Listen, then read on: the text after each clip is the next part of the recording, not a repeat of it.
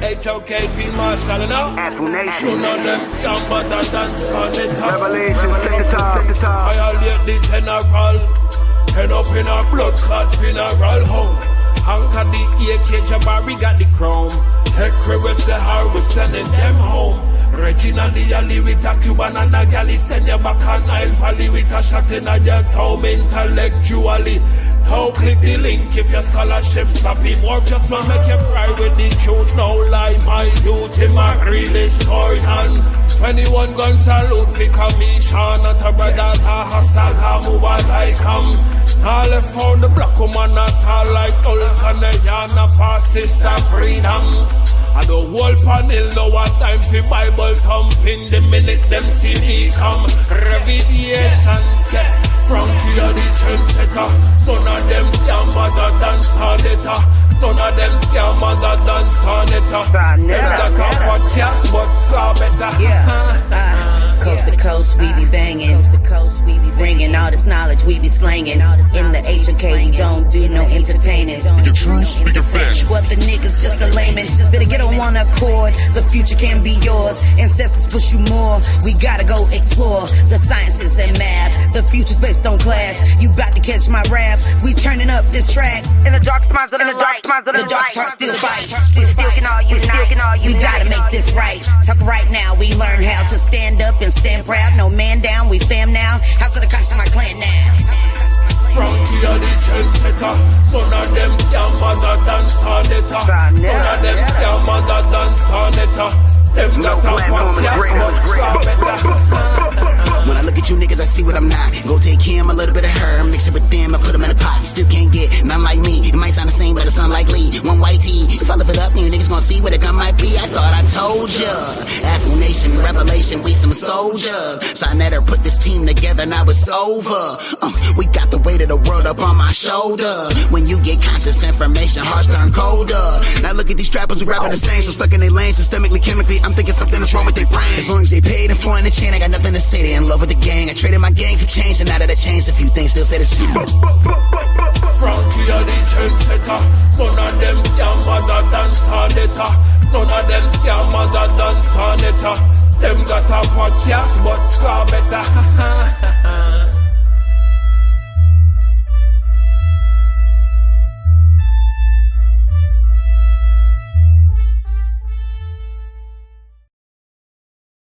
All right. Peace to everybody. Good night. Good morning. Assalamu alaikum. Hotep. Namaste. Jambo Ashe.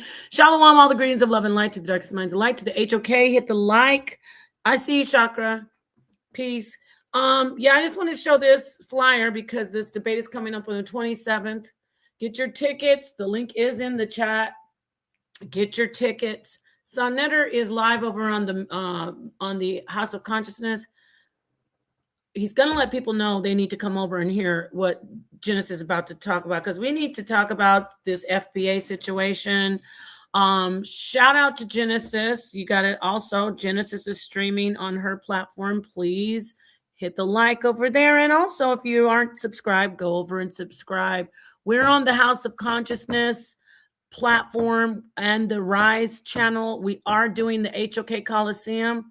But, you know, if you're on sa.neter Studios, I'm going to let it play a little bit, and then I'm going to cut it off there. Y'all know how it goes. And then I want you all to come over to HOK Coliseum. What else I want to say before I pass the mic? Oh, okay, this situation, I want to say shout out to my brother, you know, unbiased. Some things is going on. This FBA stuff is getting wild. Genesis wants to... Yeah, Genesis, I'm going to hand the mic to you. Trust me. I'm going to just be in the back, sitting back in the cut. So we may have Unbiased come over tomorrow or after this, but she wants to address a situation where she feels concerned, and many are concerned that, you know, the elders of our community some are concerned that they're being disrespected. But according to what I've heard from Genesis and a little clip that I heard from a brother, not exactly, I didn't hear Unbiased, but Genesis will go in detail. I heard a brother say, basically, what was that one brother that he said? Anyone can get it. It doesn't matter how old you are. It depends on if you disrespect as an elder, you will get your cane kick from underneath you and a quick beat down. No, that's not even funny. But basically, we want to talk about that. The title is, and if you're FBA, come on in and explain. The title is Pan-Africans say Sankowfa, they respect the ancestors and the elders, while FBA says anybody any age can get and will get dissed. So go ahead, Genesis. What do you want to do?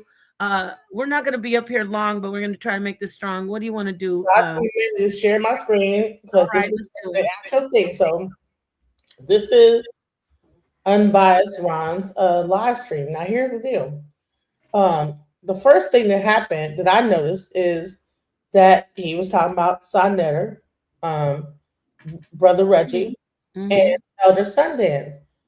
And so first he begins to go into sa.neter and this, that, the other, and then he says, well, Elder Sundan, what makes an elder?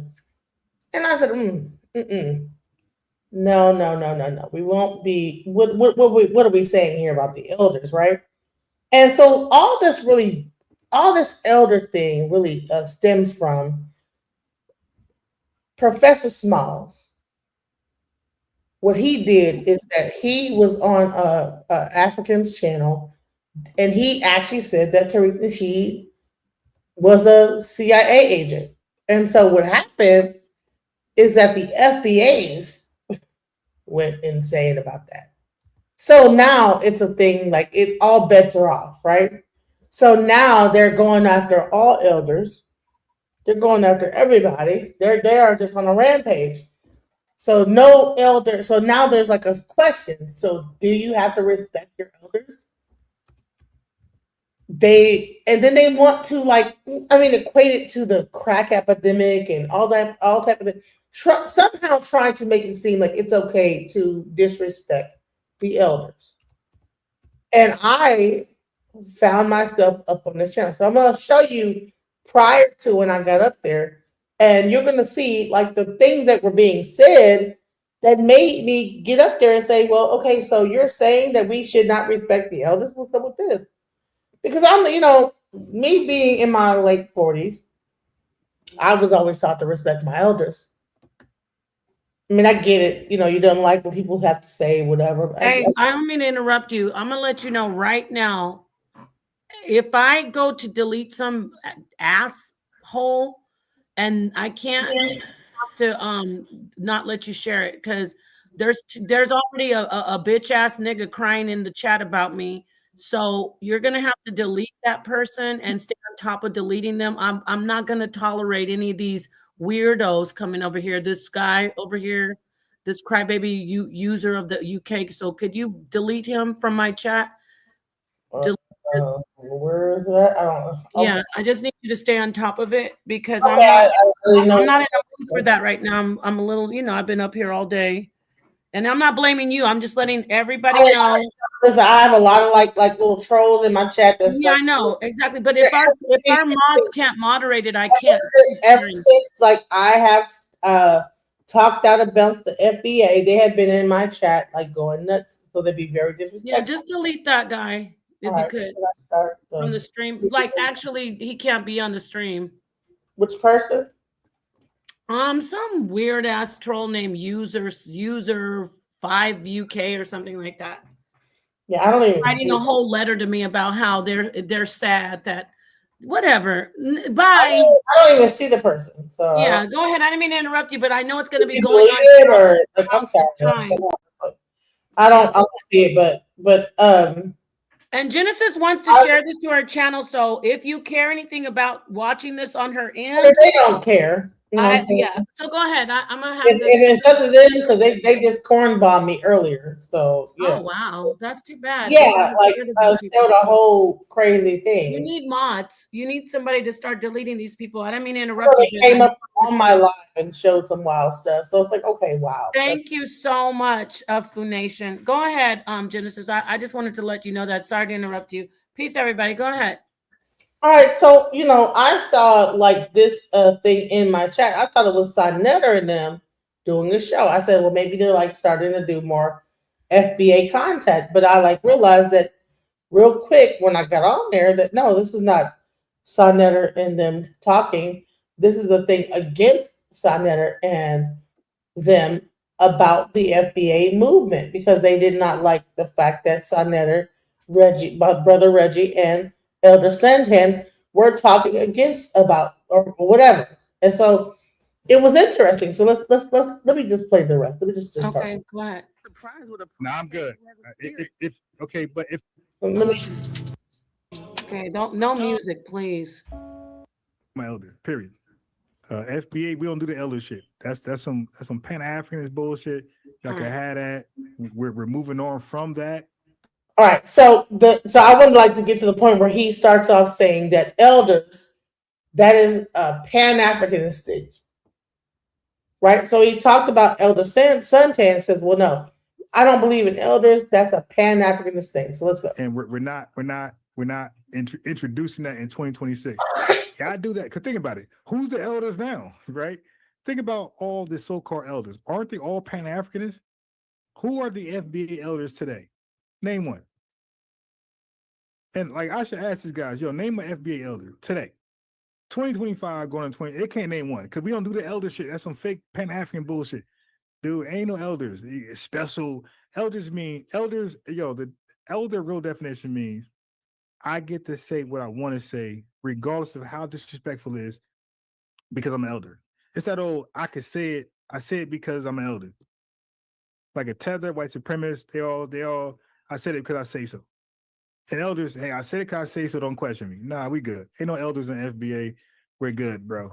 We're all even. We're all equal. Nobody's empowered the next person. There's some calling back. You, what's goody? Yeah. Call in. You want to pause it and reflect? No. Stop. I'm sorry. I was trying to also, No, you're good. I'm gonna let you just go. I'm just meeting out, but I just really trying to find out to make sure I can because I can't delete people on the chat here on StreamYard. I'd don't. I just wanted. I know it's hard to be up here and do that, but H. Millette took care of it. But I'm just, I just wanted to give you a heads up because. But go ahead. What do you want to say about what you heard? Off the rip, I'm from a certain time frame where elders should be respected, and so I get into it with them. I see Elder sa.neter, Elder Suntan, and then you see Brother Reggie, which is also an elder in all due respect. You know what I'm saying? So the thing is that he's off rip just being disrespectful. Off rip, there's a disrespect happening here. And I'm like, okay, what are we doing here? Are we really going to encourage people to disrespect our elders? And that's when I said, okay, what's going on here? So I joined the panel. So let's stop. Don't tell me about cutting off. I called it his show. JJ is a failure. Oh, first of all, so now before I get on there, it's a whole background about how he don't like JJ and whatever. So it seems to be some kind of a disdain going on from past thing, whatever that has happened here. And I'm not sure what's going on about that, but he goes into this whole diatribe about some past things that have happened. Let's go into it. Bro, I called in his show and he told me to be quiet and answer questions. Same energy. So when he called in tonight, ain't no fucking even nothing. It was not even when I called his channel. I played the replay of my interaction with him on my channel, bro. Everybody's seen it. He told me be quiet, answer questions. We're not even. He's a loser. I'm not. So if he's coming over here, he's answering questions like I did, bro. Okay. So it's not I don't know if he's on his phone. I'm not sure what's going on here. How he has his hand right here. If he on his phone, I don't know what's going on. It's really interesting. I showed you how to be a guest. I'm the example how to be a true guest. Okay, bro. Okay, AI. Bye. Get the fuck out of here. Bye. So I guess the person on the phone with him, they're kind of on some stuff, saying, "Hey, what's up? What are you saying? Whatever." I don't know if he's trying to say that there's someone calling him or whatever. But the main thing is that he said things about elders and disrespecting elders. So now he's going to go through about 2 or 3 calls with some random person on the phone, and before he gets into this elder thing, And you're gonna see me come up because I see, like I said, sa.neter, I see Elder Suntan, I see Reggie, and I'm like, okay, what is happening here? What are we talking about? Let's go. We're not doing that. Okay, I come to nigga channel. He's gonna tell me, hey, you can't say shit. You gotta just answer questions. I oblige. Family, I called up. I played it on the live stream here. Y'all see me call in the pseudo killers, the community of skeptics, bullshit. I called in. You dig? They don't call in over here. So no, it's the same rules. If I call in your channel, you got rules. Guess what? Same shit. He told me I can't say shit. I gotta answer questions. I did that. I replayed that. So you call over here, boy. Same shit, bro. Ain't no freedom of speech. You're gonna answer questions. He want to call in and have unlimited time. Fuck no. See, once again, it's already aggressive. If you hear his tone, he wants to smoke with everybody. Whoever he's on the phone with, whoever he's talking to, it's just aggression all the way through, right? So even when I get on there, you're going to see that I can't get a word in. I say 2 words. He just jumps in. You're going to really see it. Watch. So he's already hyped up about whoever he's talking to. Let me, I didn't realize this was like kind of down. But, you're going to see that he's like already crunk about whoever he's talking to on the phone. And so when I say something, it's like, dude, can't get a word in. Watch. You're going to call in over here and answer questions. The same thing in your channel, nigga. That's it. Okay, so let me get back to these guys right here, these clowns, these three stooges right here. So they scripted some shit with Elder Sutan, where he was pretending to be FBA. He's a complete African tether. Okay, so he was pretending to be FBA. He knew none of our talking points. Okay, hold on. You got some. Oh, so he didn't call Elder Suntan an African tether. Wait, hold on. Reggie, hey, is he cursing? I didn't hear him curse. Is he cursing a lot? He called Elder Suntan and then the Three Stooges. Damn, don't come on. I'm biased. You calling sa.neter stooge and the Three Stooges. He called them the Three Stooges. I mean, I listen. Yeah, and so I'm watching this. I'm like, oh my God, what's happening here? Well, I do want to let everybody know we did reach out to him. Okay. He said he's all for the smoke, so he is listening in. And hopefully, if he's not asleep, he'll watch the playback. And we might have to, we do have to continue this discussion. So go ahead, Genesis. Yeah, we got DJ Genesis calling back in. We like this. So they had Elder Sutan call in and pretend he's FBA, and then Reggie schooled him, and he's seen the light from Brother Reggie's teaching. Hey, DJ Genesis, you can unmute. How you doing? Hey, how you doing, sis? How's it going? Hey, you know me, I'm great. Hey, listen. I don't have a problem with anything that you're saying. Only part I don't think is right is about the elders. I feel like, because I always have a lot of elders on my channel. Right. And I respect that, but I don't have elders. But go ahead. But I would say this. All an elder is a person that's gotten older and just has a little more experience than you, probably life experience. So when you say but don't they got to prove that though? So why is he, see, it starts off, see, but it's already a cutoff. Like, but I'm just saying that an elder is a person that has a little bit of life experience.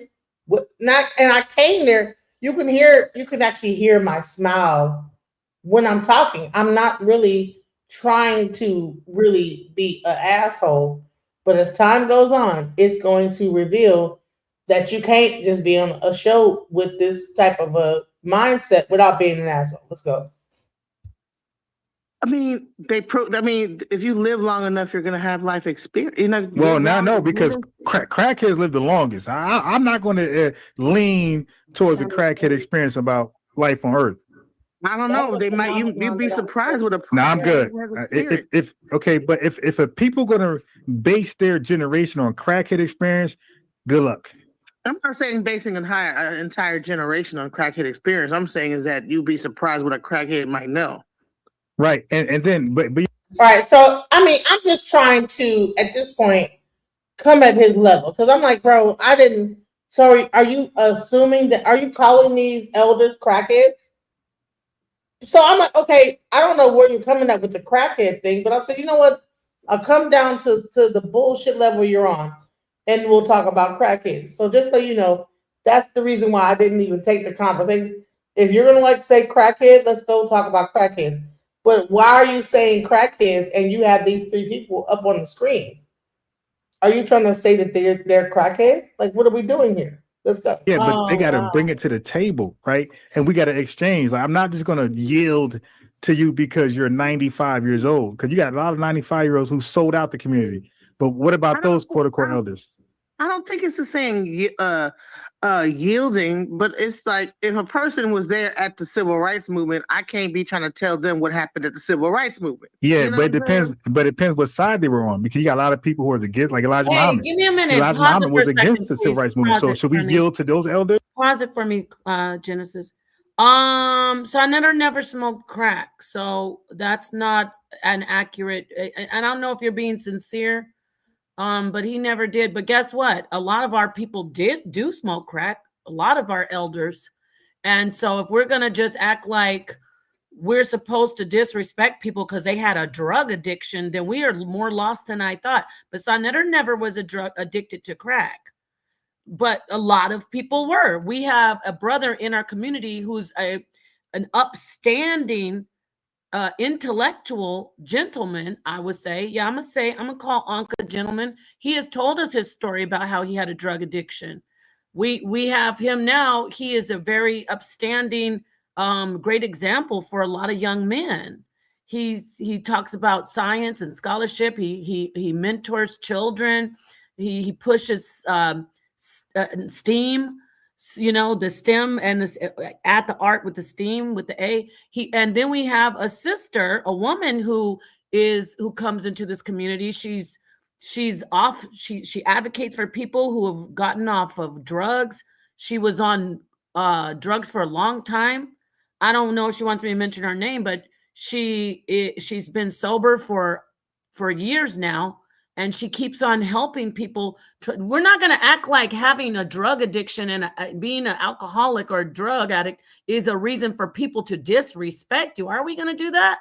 We're supposed to be a higher level of intelligence in here. So I just want to put that out there. So I'll hand the mic back over to you. But that's the problem with us as Black people in general. You don't get to disrespect people because they have a drug addiction or a past of anything that has to do with struggling with drugs or health. All right, go ahead, Genesis.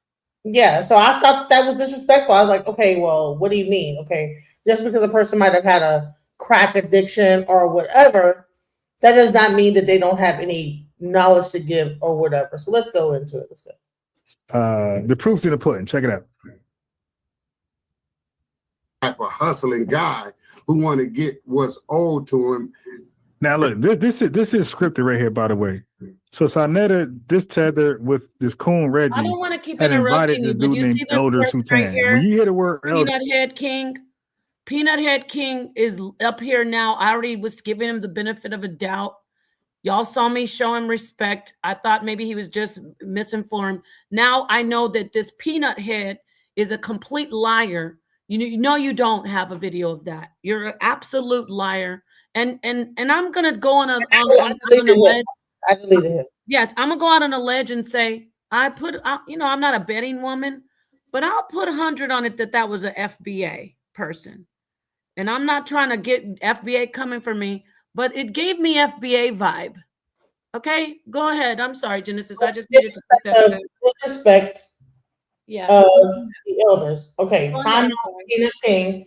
You've been in timeout. Let's go. So, because we're trying to get to the disrespectful aspect of the elders. Let's go. Your family, you already be on guard. I know, Lex, you talking to elder shit. I'm good. Nobody's my elder outside of relatives. Like you ain't like in my immediate relative. You're not my elder. You a goofy nigga on the internet promoting Egypt shit. So I don't have no elders outside of blood relative. So in his mind, an elder is only the blood relative, right? So he has no respect for anyone outside of his family that would be considered an elder. So let me get first, you know what I mean? First cousins, aunts, uncles. You ain't that, you ain't my elder. Period. FBA, we don't do the elder shit. That's some PanAfricans bullshit. Y'all can have that. We're moving on from that. So he's saying that elder is a Pan-Africanist thing, that we're moving on from that, and that the only elders that FBAs respect are their immediate family elders. Let's go. And we're not introducing that in 2026. Yeah, I do that because think about it. Who's the elders now, right? Think about all the so-called elders. Aren't they all Pan-Africanists? Who are the FBA elders today? Now, see, all this is really stemming from Professor Smalls and what he said about Tariq Nasheed. So, because if he would have never said that, I don't think that he would have this stance about elders talking and having something to say. What did he say? So, say it again. Tell the people what he said.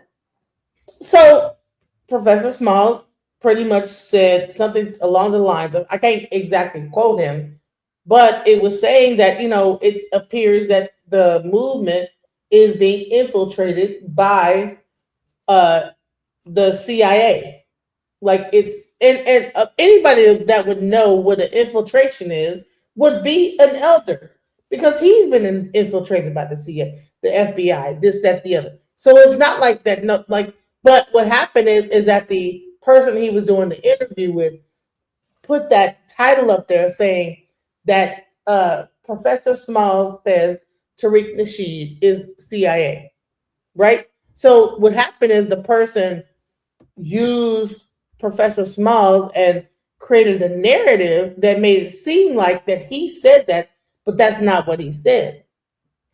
And so now there's this whole thing, well, we don't have to respect elders because Professor Smalls disrespected our leader, our cult leader of the FBA. And that's what I believe it is.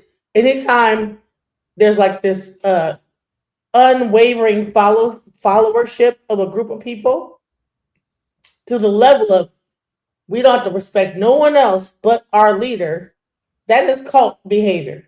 I mean, I just gotta say it and make it plain. Right. And I want to say this real quick. American_9 Ninja. I did contact him. He might be watching right now. It's late for him, but this isn't the only stream. So we did talk to him. Go ahead, Genesis. All right. So Mighty Hebrew says Professor Smalls did not say Brother Tariq's name. I did not get to see the whole thing of what he said, but I know it was insinuated that it might appear that his movement is infiltrated. Okay. If anybody would know what something looks like when it's infiltrated, it would be a brother like a professor that has been in movements and seen the infiltration happening. But it came across like he said that Tariq Nasheed was a CIA agent because the person that did the actual interview pretty much made it look like he said that. But then he cleared it up on the show with Sister Ma'at and Brother Unk. And so what happened is that he actually cleared it up. However, people are still mad or whatever, blah, blah, blah. So let's go into it. Name one. And I should ask these guys, name an FBA elder today. 2025 going on 20. They can't name one because we don't do the elder shit. That's some fake Pan-African bullshit. Dude, ain't no elders. Special elders mean elders. The elder real definition means I get to say what I want to say, regardless of how disrespectful it is, because I'm an elder. It's that old I could say it. I say it because I'm an elder. Like a tether, white supremacist. They all. I said it because I say so. But wait a minute. To my brother, I'm biased. Because I'm cool with them bias, but this for me isn't cool because, yeah, they have a right. I mean, I've let me say this: we've had elders on like Elder Suntan, Elder Apostle, and then this other elder Baba Yashaba, and then the other Reverend Whoop-Ass. Yeah, they come in for the smoke. They know what time it is, but still, there's we don't want to just blatantly disrespect them to the point where they feel just beat up. I have had my shameful for me moments with Apostle. I stopped doing them like that. Even when Reverend Whoop-Ass came on, he was on there for what, 5 hours? And I said at the end, I kind of was like, no, you're wrong about that, but go ahead. And as an elder, he wouldn't let it go. In hindsight, I listened back and I was like, oh, okay, I feel kind of bad because I was using a different tone with him. I felt bad because he is an elder, not just about his health, because the fact that he's lived a long life, you know, it's like they do deserve respect. If they're not coming in trying to hurt you or cursing you out like some crazy person, and if they're just saying what they, you know, some harsh words, we got to find a way where we can either just be like, you know what, I'm not even going to mess with this. It's an elder. We can't be like, nah, he can get it. They're telling the story according to what they remember. Yeah. So what I just wanted to say was, no, it's like, what's the point? Like, I mean, that's how they remember it. How are we not going to respect our elders, even if we don't agree with them? Don't you? Look, I know, I have love for Unbiased. It's all good. This is all about the topic. But let me say, he even said he respects his family, but it extends beyond your family elders. You got to respect your elders outside your family if they are. Now, if they're up here trying to hit you with their cane, and you just got to move away from and be like, oh, crazy old person. But if it's just an elder, like getting up here saying, I don't appreciate what you're saying, Tariq. And I think that's what Professor Small is from, that era where we had COINTELPRO, and we still do, but you know, infiltration, that's his first reaction. It's like his reaction to be like, I don't see why you would be separating us unless you are this way. He stood alongside Malcolm X. How are we not going to respect this man? So I'm just saying, no, we can't just be like, I don't care if he's an elder. What about when we turn elderly?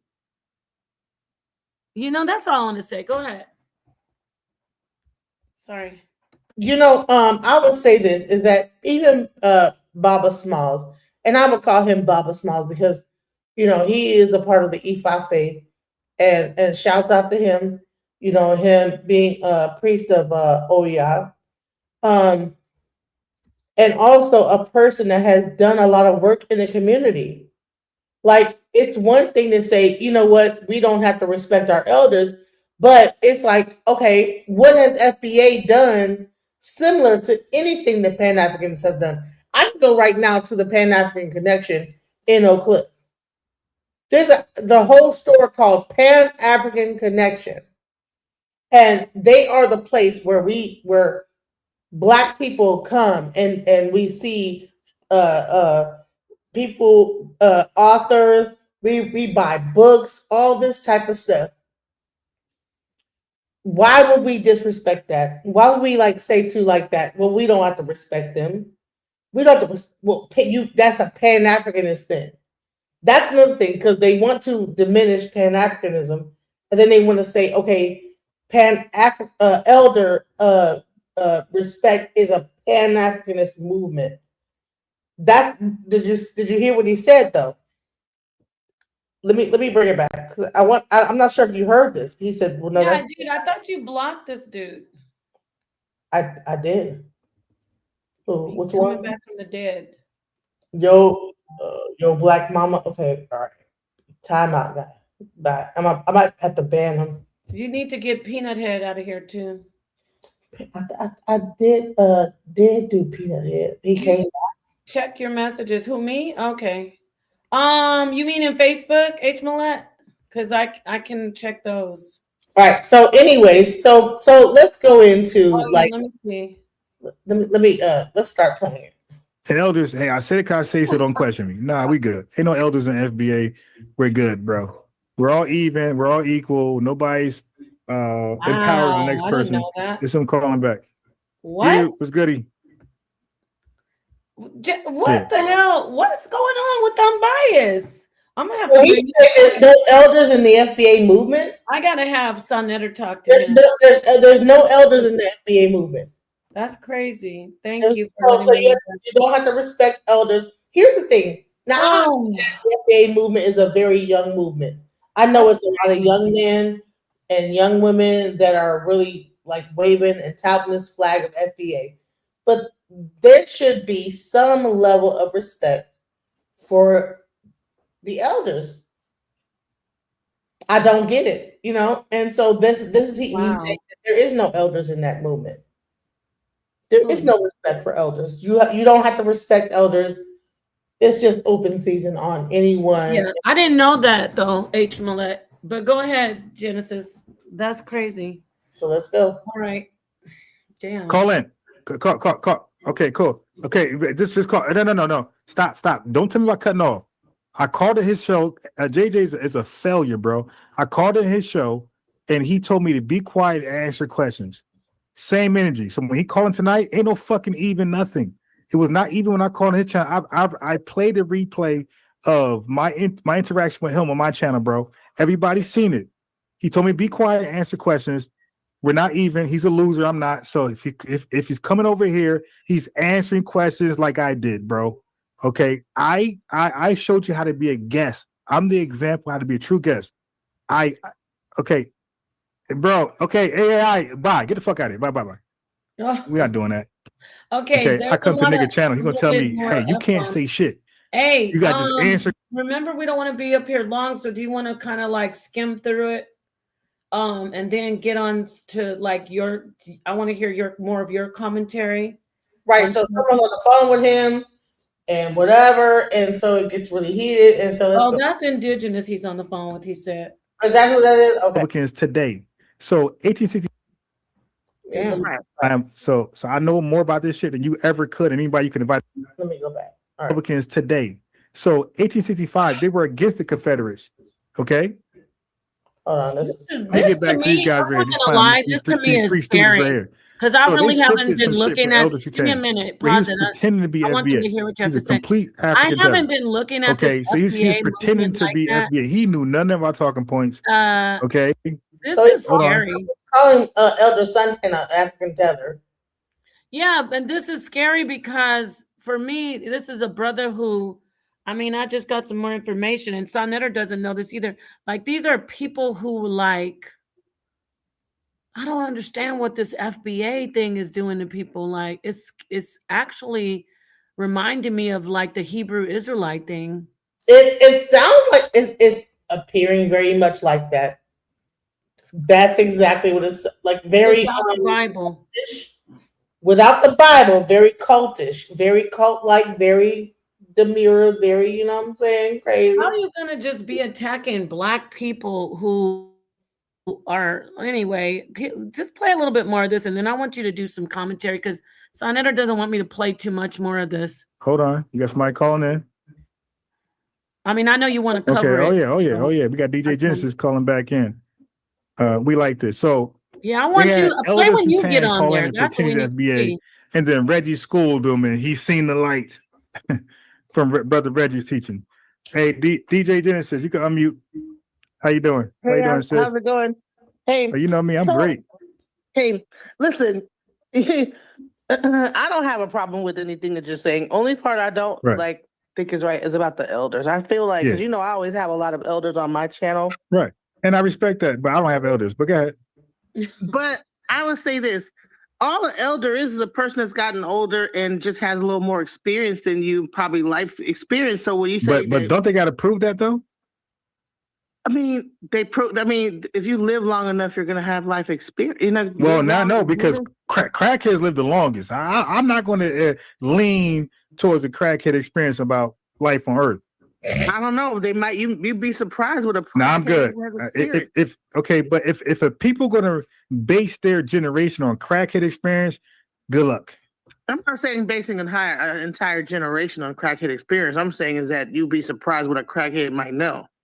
Right, and then but they got to bring it to the table, right? And we got to exchange. Like, I'm not just gonna yield to you because you're 95 years old, because you got a lot of 95-year-olds who sold out the community. But what about those quote unquote elders? I don't think it's the same yielding, but it's like if a person was there at the civil rights movement, I can't be trying to tell them what happened at the civil rights movement. Yeah, you know, but it depends. But it depends what side they were on, because you got a lot of people who are against, like Elijah Muhammad. Elijah Muhammad was against the civil rights movement. So should we yield to those elders? Well, if they're telling their story or they're telling what happened, and they're explaining their side of the story, why would you be arguing with them if they were there? But they were there, but they're on the wrong side of history. It got passed, right? It didn't fail. So they were the losers, and we were the winners. Our ancestors were the winners. And A. Philip Randolph, Chancellor Owens, Heber Harrison, W. Du Bois, these were the winners. The Elijah Muhammad crew were the losers. And then history records that, and we move on, right? We're post integration today. Now people are saying that civil rights actually messed up the Black community. So it's like, actually, well, yeah, but that's a Republican talking. So, I got you, but that's a Republican conservative talking. Have you noticed that he has to interrupt me every time I say something and talk over me? I mean, what? So is that like how debates go, or is that how conversations go? Like that you have to not even allow me to finish my sentence. Point. Okay, but isn't FBA primarily, like the lineage primarily, when they say Black people, weren't we primarily conservative? Weren't we Republican? No. And won't you ask me? I never. Okay. Well, look, there's 43 million Black Americans. You expect me to speak for 43 million or myself? Well, you individually, I would say. Yeah, but here's the thing: is that he see that? Do you expect me to speak for 43 million Black Americans or myself? But you just got here finished saying that all these people were a certain thing. But yeah, but I can't. But the question is. Said that. No, here's the question. Movement. Okay, sorry. Right. Yeah, because I give you history. The Nation of Islam was pro-separatism and anti-civil rights, right? Post-integration. They took an L. That's history. So I'm saying today, the only people I ever voted for in my life was Democrats. It was Bill Clinton. I ain't vote for nobody before or after. So you're talking about me? It was that's a Democrat. He was a conservative. So I can't speak for 43 million people. Everybody's saying that, oh yeah, Black people were Republicans, and then the Democratic. Okay, yeah. Hold on. I got you. But you talking about the party shift, right? You talking about that? Yeah. Okay, so let me explain that. See, that's the thing. See, most people talk about shit but don't know it. The party shift. You can already hear that he's just crunk. Like everything before I even could finish, he's like, yeah. I've been waiting on this moment to debate you, DJ. I'm like, no, I'm not even in debate mode. I'm just asking questions. Happened when the civil rights movement was trying to be successful. That's when the Democrats started to give more ear to Dr. King and us, and the Republican Party started to appeal more to the Southern sentiments. That's called a party shift, and that was 1958, 1960. So I really do this shit. Right, I got videos on the party shift from my archives right now. So Republicans. That wasn't the point I was trying to make. FBA is a Republican movement. FBA is a conservative movement. FBA, Tariq Nasheed was trying to interview Donald Trump. I know why, because I was trying to get him on Real Life Street Stars, and the guy that went to jail, the albino guy, told me that he was trying to get a whole interview with Donald Trump the whole time, but he instead went to Joe Rogan. That's some behind the scenes stuff that nobody knows. But that Republican group right there, that was pro. Donald Trump chose Joe Rogan over Tariq Nasheed. So as much as you want to sit there and tout Donald Trump and Republican, guess what? They didn't like your leader. They chose against him. He went ahead and went to Joe Rogan. He stuck with his Emancipation own. Proclamation. All those folks. That's not the same Republican what you have today. It was a party shift. I mean, they switched sides. So the Republicans back during 1865 are not Republicans today. So 1865, they were against the Confederates, okay? But the Republicans today, they are pro Confederacy. So that's a whole different mindset, whole different belief system. You see how sa.neter looked at him like, man, nigga, please. See how sa.neter look like what? What you talking about? Whatever. Right there. So a lot of the FBA sentiment, because I know when Trump was running, Tariq Nasheed, he was actually trying to interview Trump, and he was kind of pushing Trump for a second. Yeah, wasn't Trump a Republican? Yeah, he was. Okay, and so was Lyndon Baines Johnson, and then he passed. Moving the goalpost once again. Tariq Nasheed is touting this FBA lineage, but he was trying so hard to get an interview with Trump. So you're talking about like no, we Democrats, or I don't even know what the hell he's talking about. Like what are you saying? Didn't he pass civil rights, Lyndon B. Johnson? Yeah, but I'm saying is that when we talk about okay. That I'm saying it because you just said that those are Republican talking points, you know. No. Conservative talk. No. Republican conservative talking points. Is what I'm saying. What's the difference between? I thought the Republicans were conservative. Is there? No. See how he's interrupting me every step of the way. It don't take all that. But he wants an argument. Let's go. No, you got people who are against, like for example, you got Candace Owens they don't agree with Nick Fuentes. Yeah, Nick Fuentes who don't agree with Charlie Kirk. So no, there's a difference between conservatives and you got the alt-right. No, there are branch and splinter off. There's a big difference between all of them. Okay. Big difference. Right. Okay. So now what I'm saying is, because I know talking points, I've been doing this for a long time. What you said earlier. Now I'm just agreeing because I'm like, you know what? I'm not going to sit here and argue about every little thing. So just so you know that's the reason why I said okay. I want to make sure that you guys don't think I'm just like oh he won that point. No, I just allowed him to go ahead and continue. Are they talking about those you were on Republican this? conservative. When I say conservative, I'm speaking about Nick Fuentes. I'm talking about Candace Owens. I'm talking about Charlie Kirk specifically. Genesis, can you hear me? These are. Is this sister talking about you? She found out she's not FBA and now she's against it. I'm very much FBA, so people are just talking stupid stuff. So you actually would classify as FBA if you subscribe to it. If I did, if based on what they're saying, a FBA quote unquote is, I would be FBA. Like my family comes from Chesapeake Bay, Virginia. Like my great grandfather is from Virginia. Okay, just wanted to see that. My great grandma is from North Carolina. Look what they said. You ain't from the lineage. She Caribbean. You Caribbean. We don't find out. You a damn. What's so stupid about this whole thing is that didn't they ship the? So I said this is why they're gonna say that I would be a so-called tether. Let's hear the truth. I broke it down that my DNA.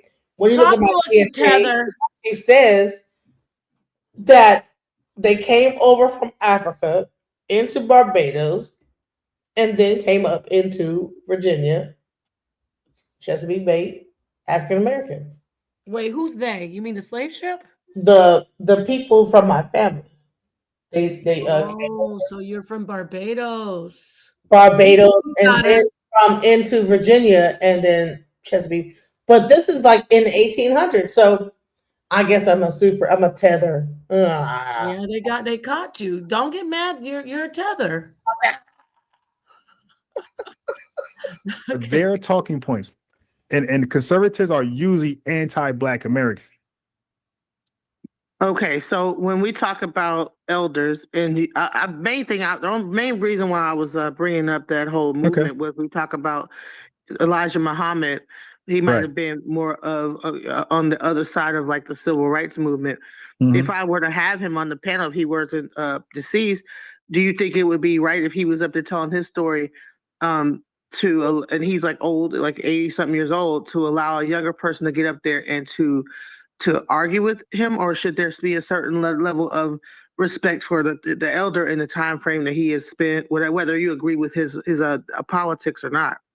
Yeah, so let me answer that question. So old Elijah Muhammad had young Malcolm X as his national representative. He didn't have no old nigga representing this. Didn't even answer the question. See how he just went? I asked a very concise question. He didn't answer the question. He says, I asked a very definite question. Republicans today. So 1865, they were against the Confederates. Okay? But the Republicans today, they are pro-Confederacy. So that's a whole different mindset, whole different belief system right there. Right. So his whole thing is okay, FBA is not Republican, but I don't know what he's talking about. That's bullshit. Because Tariq Nasheed was definitely trying to have an interview with Donald Trump and trying to push the Republican movement onto the FBA back when the we were voting. So let's go. And then listen to what I asked, and then see if he answers my question. Let's go. So a lot of like the FBA sentiment, because I know when Trump was running, Tariq Nasheed, he was actually trying to interview Trump, and he was kind of pushing Trump for a second. Yeah, wasn't Trump a Republican? Yeah, he was. Okay, and so was Lyndon Baines Johnson, and then he passed civil rights, Lyndon Baines Johnson?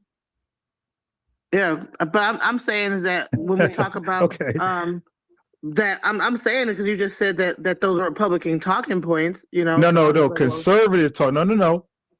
Republican conservative talking points is what I'm saying. So what's the difference between? I thought the Republicans were conservative. Is there? No.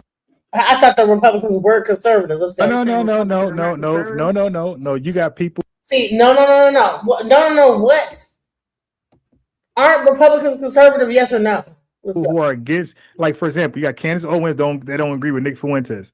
Yeah, Nick Fuentes who don't agree with Charlie Kirk. So no, there's a difference between conservatives and you got the alt-right. No, they are branch and splinter off. There's a big difference between all of them. Okay. Big difference. Right. Okay. So now when I'm I allow them to have that point, but let's go. What I'm saying is because I know talking points. I've been doing this for a long time. What you said earlier, those were Republican conservative. When I say conservative, I'm speaking about Nick Fuentes. I'm talking about Candace Owens. I'm talking about Charlie Kirk specifically, Steven Crowder. These are their talking points. And all the Republicans conservative is really a Christian Republican. That's all it is. Conservatives are usually anti-Black American. Okay, so when we talk about elders, and the main reason why I was bringing up that whole movement was we talk about Elijah Muhammad. He might have been more of on the other side of like the civil rights movement. Mm-hmm. If I were to have him on the panel, if he were to deceased, do you think it would be right if he was up there telling his story? And he's like old, like 80-something years old, to allow a younger person to get up there and to argue with him, or should there be a certain level of respect for the elder in the time frame that he has spent, whether you agree with his politics or not? So I asked a very direct question. I said, listen, if you have a brother like Elijah Muhammad on the panel, he's talking about his politics, do you think that's okay to argue with him about his politics or not? Let's hear the answer. Yeah, so let me answer that question. So old Elijah Muhammad had young Malcolm X as his national representative. He didn't have no old nigga representing Nation of Islam. He had young Malcolm X representing Nation of Islam. Is that an answer to the question? Yes or no? No, it's not. Let's bring Prince Jarlon Dean in. So he didn't even answer. Shalom. Yes. Shalom. Shalom to the family. How y'all feeling? Great. How are you and your family doing? I hope all's well. Everybody's well. They doing the mass protest today, so it's all over the news right now. But I want to get straight to the point, right? I've been telling y'all this a long time ago that there was going to be a decline as it pertained to respecting the elders. And I want to give y'all real quick some primary sources on that. I'm at a page known as American Social History Project, Center for Media and Learning. And the topic is the FBI sets goals for COINTELPRO. And there were 5 key points in COINTELPRO, right? And I just want to read one of the, key elements that is being said. In 4, it says prevent militant Black nationalist groups and leaders from gaining respectability by discrediting them to 3 separate segments of the community. The goal of discrediting Black nationalists must be handled tactically in 3 ways. You must discredit those groups and individuals to, first, the responsible Negro community. Second, they must be discredited to the white community, both the responsible community and the liberals who have sympathy for Black nationalists simply because they are Negroes. Third, these groups must be discredited in the eyes of Negro radicals, the followers of the movement. This last era requires entirely different tactics from the first two, publicly about violent tendencies and radical statements and on and on and on. And then it says in 5, the final goal should be to prevent the long-range growth of militant Black organizations, especially amongst youth. Tactics to prevent these groups from converting young people must be developed. So in the COINTELPRO, they already seen, you know what I'm saying, the importance to sever the elders from the youth. This is why it's no respect in the Black community today, because all movements, I don't care if it's Pan-African, FBA, Israelites, Moors, Kemetic, they all been infiltrated by COINTELPRO, because we see these elements in all these organizations. And what did it say on the top? For maximum effectiveness of the counterintelligence program and to prevent wasted effort, long-range goals are being set. Prevent a coalition of militant Black nationalist groups, and unity there is strength. So they had to create these traumas that you see right now, FBA versus Pan-Africanism, Israelites versus Moors, et cetera, et cetera. This was already a long-range goal that was being set out by the way of counterintelligence program to prevent the rise of a Black Messiah who could unify and electrify the militant Black nationalist movement. They looked at Malcolm X. They looked at Martin Luther King Jr. They looked at Elijah Muhammad and all these other people. And they said that they had to create certain sensitivities within the community. This is why this man comes up there and says, FBA don't have no elders. He don't speak for all FBA. FBA do got elders. Then when we go to Deuteronomy chapter 32, verse 7, it tells us to remember the days of old, consider the years of many generations, and ask our Father, and he will show you your elders that they may tell you. Once they cut the elders off as a nation of people, we finished. We finished. So for this man to sit back and say, we ain't got to respect the elders, everybody is equal. The reality is cats don't want correction. No other people on the planet come on national TV like so-called Black people and run around and say they disrespect the elders. You don't ever see no Shaolin monks up there from China disrespecting their elders. You don't see no people in such magnitude disrespecting their elders. This is why even Sister Napate, I have such a reverence for respecting the elders.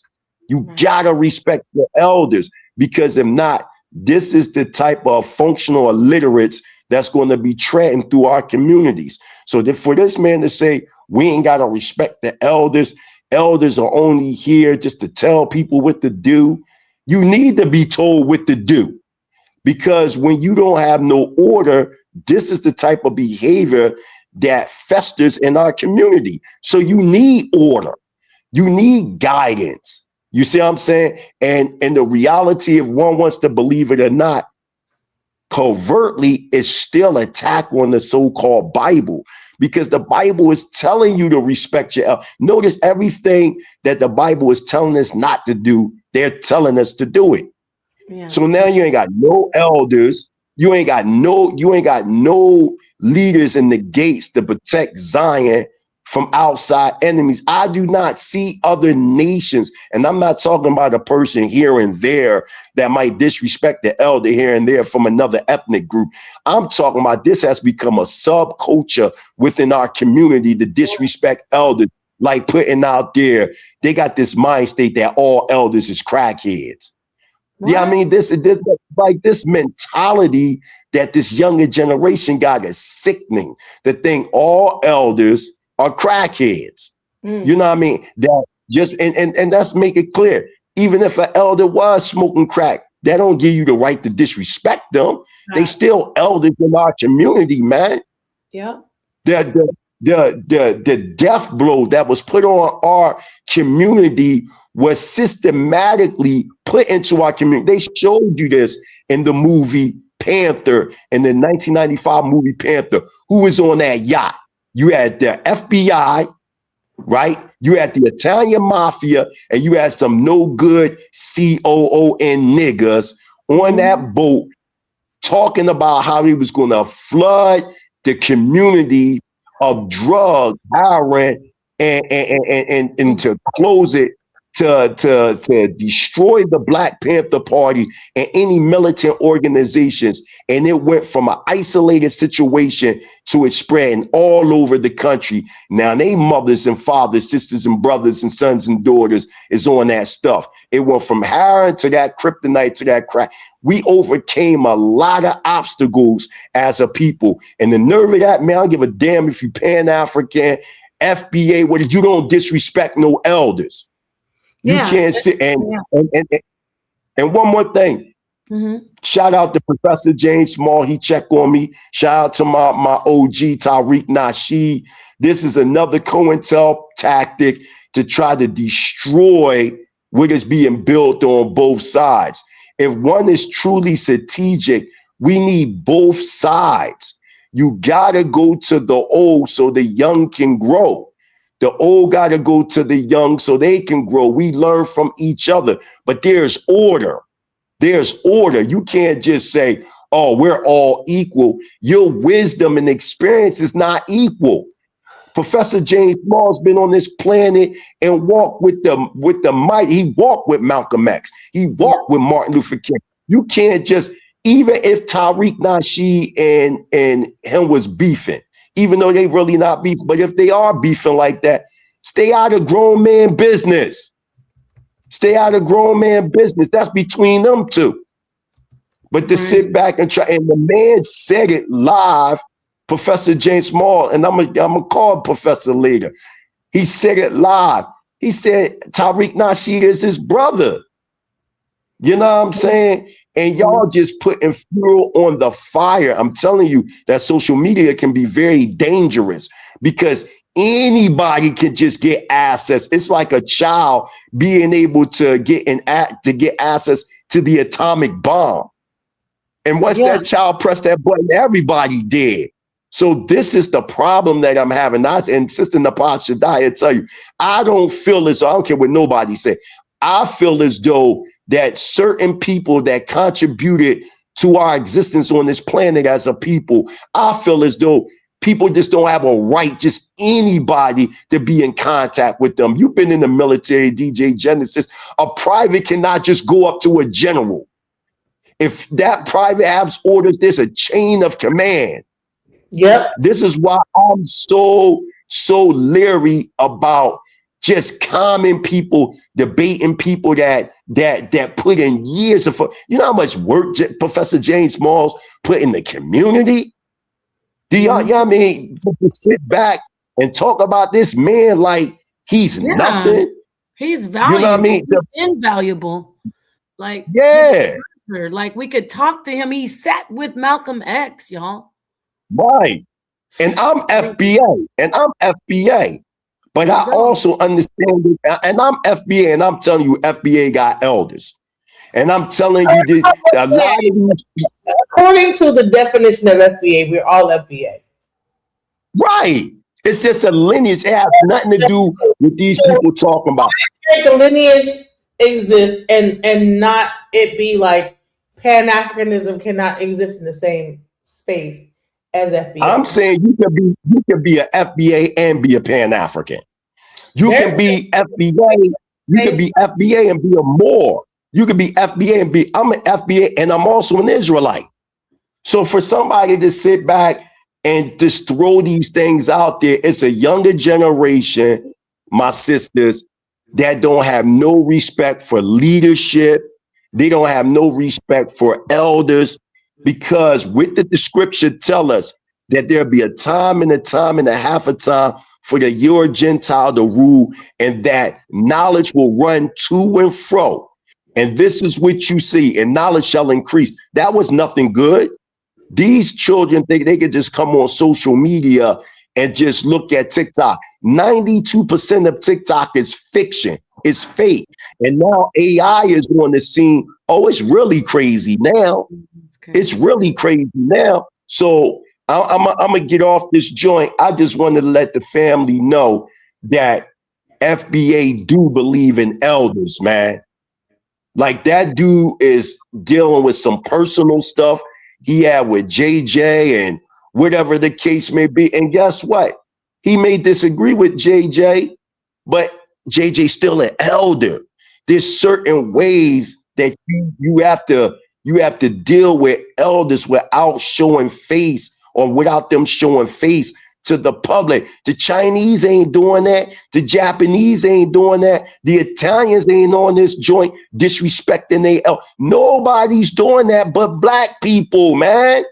You got TikTok and IG where you got these, what they call them, Y and G. What is it? Young niggas or whatever they call them.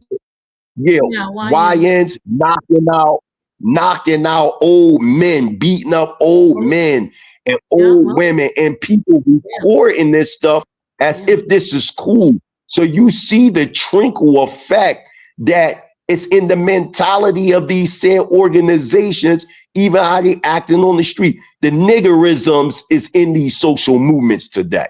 Well, that was the difference, right? Marty, excuse me, Marty Hebrew, where it says the young men will be like what, monsters or something like that, right? Oh yeah, you talk about Isaiah chapter 3, how the young will disrespect the old and rule over them. That's an excellent. One day you should go over that, Sister Napa. Isaiah chapter 3. It lays down everything we experience, and this ain't got nothing to do with believing the Bible or not. It's just this is just logic. The conclusion is clear. You can be in any black belief system. We see the disrespect of elders in all walks of life right now. And this got to stop. And we as a people have to stop making our elders show face. And then sit up to that man went through a lot. Like I seen one joint where they was like, he's an agent, talking about Professor James Moore. He's an agent because why he ain't dead. Just because a man ain't dead, that don't mean he's not that. So for you to be dead, that means that you gotta be an agent. You a real one because you dead. Yeah. Oh wow. Come on, y'all. There's people that work for the other side and we didn't know, and they got killed. So come on, man. The COINTELPRO agents come in all forms, covertly. You know what I mean? They may not even know they're agents, but they got agent-like behavior. Y'all are on national TV, which you call YouTube, exposing family business. No other people do that but us. I don't see no Somalian communities doing that. I don't see no Ethiopian communities doing it. I'm talking about as a community, no Tanzania. I don't see them doing that, but black people, FBA, African Americans, whatever you want to call us, we're the only people that do. You don't even see that heavy here and there. You'll see it, but you don't even see that heavy in the Hispanic community neither. It's always black people, man. We need to get our shit in order. That's all I wanted to say, y'all. All right, thank you for that. Thank you. We appreciate that because also, you know, we want to talk about. I would be remiss if I don't mention sa.neter. He's an elder. He's done so much for the people, for the community, and he stood along. You know, Dr. Khalid Muhammad. So we got Reggie up here. He's an elder, and Suntan is an elder too. So. Come on, y'all. And I'll be an elder. I'll be an elder next year. Right. So it's like, come on. And we stood amongst that you introduced us to, you know, rest in power to Prince Asiel, Baba Yashaba, all the elders that we have encountered. That's like, we talk about books and reading. You're standing in front of someone who actually lived it. What more did you ask for? So thank you for adding that. All right. All right now. Then he Shalom had to the young family. Farrakhan. You feel me? So this old man relied on young people to lead the way and set the trend. And when he stepped out of line and disrespected him, he got shot and killed. No.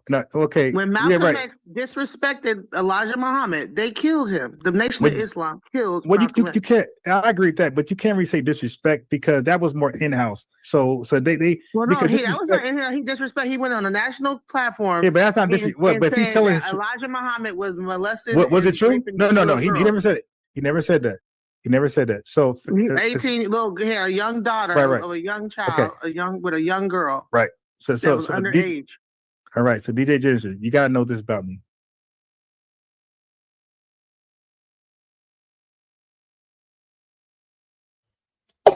I'm gonna say this. The whole time it's like he's he won't let me like just talk, you know. It's like can't you just allow me to like say my words and then you say your words? But the bottom line is that even when Malcolm X disrespected his elders, what was the actual ultimate price? Was his life. They had the level of a respect for an elder to where when you say something, guess what? It will cost you your life. You don't get to talk about Elijah Muhammad, our elder, who we believe in. What are we talking about here? And he, let's go. I am an ex-FOY. I have my ex. Okay. Right. I am so I know more about this shit than you ever could. Anybody you can invite over here. All right. No, but the question is not about FOI. The question is about the elders. And your Nation of Islam X, you should know about the elders and respect the elders. This Nation of Islam don't deal with elder shit. So be correct right there. So now Nation of Islam does not deal with elders. Is there any Nation of Islam in the audience? Or Muslim people in the audience? What are we saying here? I know for a fact that they believe in the elders or elder respect. Let's go. So there's no elders in Nation of Islam. So how did Malcolm X get killed then? Okay, let me back up. You're asking questions, you're not letting me talk. You keep saying disrespect. If Malcolm X is telling his truth, so his truth is disrespect, then okay, watch this. Didn't white people, racist white folks say Dr. King was starting trouble? Yes. Okay, you see? So your truth could be somebody else's demise. Your truth can be somebody else's demise. What? Okay. Okay. What the fuck is he saying right here? What does that mean? So he's telling his truth. The Nation of Islam seen that as disrespect. Now, let me tell you what's going on, because you wouldn't know this, and nobody know who would know this. SLW just called in, he would know this, but I know the doctrine of Islam front and back. So Elijah Muhammad don't believe in polygamy. He said, so most Muslims believe in polygamy. Elijah Muhammad said, we're going to be dealing with one wife, monogamous. Okay, right. He said, there would come a day and time in the future where we would entertain polygamy. He said, but right now ain't the time. That was that current doctrine. So when it got exposed to Malcolm X that Elijah Muhammad is going against the doctrine and he's practiced polygamy, obviously that's a fucking problem. It's like, yo, you're going against the doctrine, bro. What are you doing? And then he hit it. And then it wasn't like made public. Okay. So right. So now and Malcolm X like saying, what's up? Like, what are we doing, bro? And Elijah Muhammad felt a certain way and suspended him. Okay. Mm-hmm. Now Malcolm X went too far. Malcolm X started to do some goofy shit and went too far, and ultimately it led to more than what should have happened. You feel me? It should have just been disagreement. Both parties split, and they move on. But Malcolm X started to go, as you know, go in front of white media and start to like kind of coon, you know what I mean, and be comfortable with white media, and that's the fact. Okay, so would that be a level of him being Elijah Muhammad being the leader of that group, and they might not be called the name elder, but yeah, they don't do that. Okay, so they don't have respect for an older person. No, they do. They do. Elder is a made-up terminology from Pan-Africanists. No, elders from Christianity. No. Okay. Oh yeah. Now you want to do Bible? Because I'm also former Hebrew Israelite. Okay. Elders, okay. A lot of them elders and all that apostles and all that. Show me in the Bible. Wait, hold on. Christian church. Okay. All right. Yeah. That's a Christian church. Yeah, because I'm gonna get you there. I'm a former Israelite too. I know the Bible back and forth. You know, I just came from debating Captain Zaria. I didn't say the Bible. Okay. I said cool. Christianity. The church. Okay. Now, okay, yeah, but their elder is different. Their elder had roles in the ranks of the church. You know, so like, and then don't forget. Wait. Hold on. You gotta listen. You gotta listen. Okay. An elder in the Christian church rolls in the ranks, and the Christian church, that particular denomination, because you got different denominations that don't agree with that shit. But that particular man or woman, they were accepted by that particular denomination. They didn't. So let's say if that church was Pentecostal, that person was an elder in a Pentecostal church. He was not an elder in a Baptist Sabbath, 7-day Sabbath. He was not an elder of AME. He was only an AME of a Pentecostal church. You got me? Right, but if he were to go to a Pentecostal church, they would still announce him as elder or whatever. No, because it depends. If he disagreed with the argument, if he disagreed with the doctrine, well, he would not be considered elder. So he has to have a proven track record of going along with the next church doctrine. So if he's Pentecostal, that means he got to meet the requirements of a 7-day Adventist doctrine, and then yes, he would respect as an elder. But if he doesn't, if he go against 7-day Adventist, if he teach Sunday's the last day, they're not.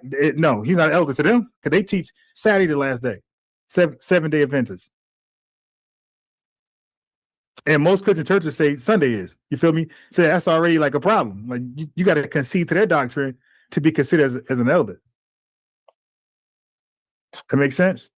Yeah, you know what I'm gonna do? I want to do a show about this. Should we respect our elders? Is the FBA? But then you got to define elders. Is this a millennial new way that like they don't have respect? Maybe it's because the elders was on drugs. Maybe because that the crack epidemic made people disrespect. Maybe we're on some real shit. You know, you gotta like do some commentary on it, right? Here's the point. Oh, okay. Are you familiar with let's say Dr. King? I was just trying to let it play a little bit and see what people have to say. But I mean, at the end of the day, he ain't saying shit. That's why I didn't have to say back to it. What is he really saying?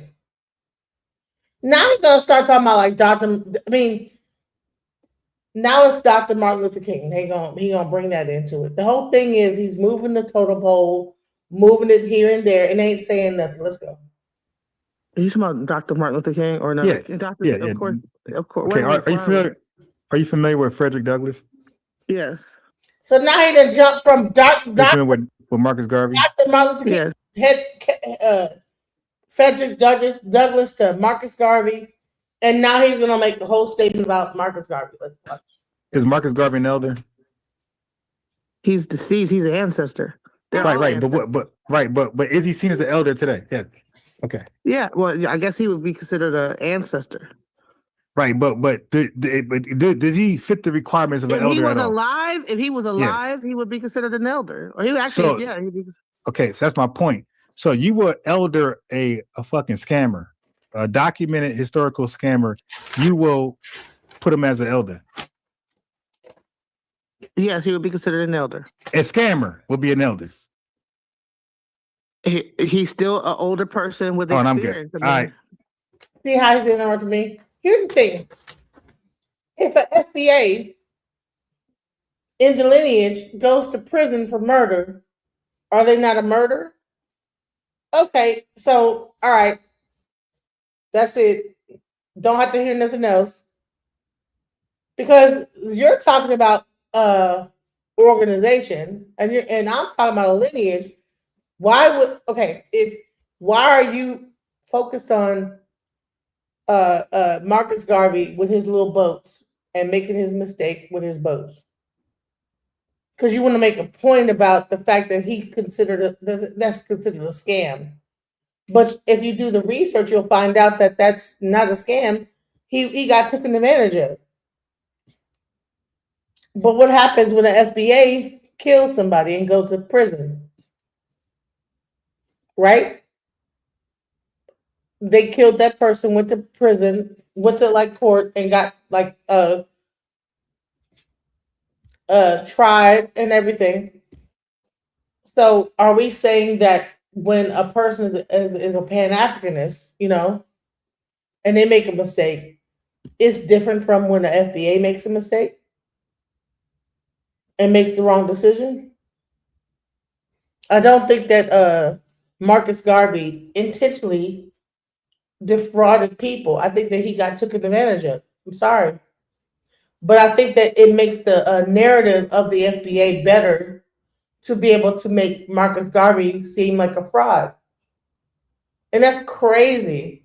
Why are we trying to destroy all of our like history because we want to believe in this FBA thing? Why can't FBA exist without like trying to destroy our heroes of the past? Why is it like a zero-sum game? That one thing can't exist without the other. I don't understand that. Okay. So I got your response. Thank you. Okay, so I'm gonna let SWL. You got something you respond to, DJ? Don't hang up. SWLE44. You want to respond? No. I'm gonna go on mute for 1 second. But I thank you for calling in, by the way. Go ahead, SWL. Respond to. SWL is about to get very emotional. By the way, guys, get ready for the emotions. Yes, sir. Are you there, sister? Yes, I'm here. Hey, how you doing? Yeah, I'm SWE. I'm a little late to what you and Ron are talking about, but I think I got the gist of it, that you're having an issue with somebody maybe disrespecting an elder on a platform, right? Because they're older, right? Right now, I think that you could disagree with the elder, but you can still you don't have to be disrespectful, because you have to also. People have experienced time or whatever. You might not even agree. They might be an asshole, but there's a certain set of decorum I think that you should have with a person, especially if they're old, and like you shouldn't be trying to go toe to toe, like arguing with a person like really old like that. Okay. 80-something years old as hell. Like, I mean, I think I was just raised like that, raised to respect people when they get, respect your elders. That's not a Pan-African thing. That's a community Black thing that we did, okay, FBA or not. I think it's even just beyond even FBA. I think FBA, Caribbean, even probably even China, Hispanic. I think that's a thing that of culture for most people of color. Okay, so I just like to make this point right here. FBA is 78 and 80 and 90 years old too, right? I know that they have. I think I've heard that somebody has mentioned that before. Tariq Nasheed has, yeah. What I'm saying to you is that my mother is right here. She's 78. She's FBA. Right. And if I were to cuss your mama out, wouldn't you want to whoop my ass? Give me opportunity. Because I see where you're going with this. What I'm saying is that there's a lot of disrespect going on, because that's what the main thing is. It's just respect. See, you lose all respect, or you lose all your ability to want respect when you are so disrespectful, right? And that right there is a Black thing too. The emotion. There's so much emotion. Like it's the emotion is just shooting out. It's just bubbling up. See, in America, and look here, you can get it if you get too far out of line, even if you are an elder. Because sometimes when elders do that stuff, they just throw somebody out. They could just dish you. And Ron was trying to give examples, but what we're having right now is that's. Do you know anything of you know Al Sharpton? You ever heard of him? Yeah, I've heard of him, of course. Okay. Al. It's a stupid ass question. Have you heard? Come on now. Sharpton, why are we naming these basic people that has to do? This person? Do you know Jeffrey Jackson? Why are we? Come on now. We're doing this for educational purposes because everybody don't know that, right? All right. So So one of the reasons most black people know who Al Sharpton is, though. Come on now. Well, you'd be surprised. A lot of people don't know who Tariq Nasheed is. So what I'm saying is this. With good reason. Why would they know who he is? Al Sharpton right now, he has a podcast, right? He has a podcast. He also has a daughter that's running that podcast. Do you know about that? Just a quick yes or no. No. Okay, now look. All right, so can we get the lights up, y'all? Right now, Al. All right, so Genesis, how long we been going? Let's go for another 30 minutes. No, listen, this is where it's about to heat up. Watch Sharpton and his daughter are running a podcast. They have people on there right now, talking about they want FBA banned off the internet. Basically, listen, almost like completely just banned from America. Okay. Now the word FBA or the FBA people, like what? Like what you mean FBA people? Like FBA. I'm asking, do they want the word FBA? Because FBA is an actual trademark, by the way, guys. FBA is a trademark by Tariq Nasheed. So I'm like, is it the word FBA or the people? Hello? The FBA, yeah, I know it's a lineage, but that's what I'm saying. He's saying the FBA lineage or the FBA word. What is he trying to get banned? They know what FBA is, like you said a minute ago. See, this is not new right now. It's a new phenomenon of people that may be opposed to it, right? But see, even that you even getting the fact that they even speaking FBA over there, right? Just imagine. Yeah, I didn't even know that was happening. That's not. I might not agree with them saying that against Pan-Africanism, but I'm not against FBA. I'm against that they are against other certain cultural things. Because I'm like I like, why can't we all work together? Like, why can't things work together? Why does it have to be separate? But I just that's all I think. Right. I just gave you something. You went right over it, and that's the problem with Pan-Africanism. No, you did give you gave me something. See, you didn't know I was a Pan-African. You said the problem is but you're not letting me finish.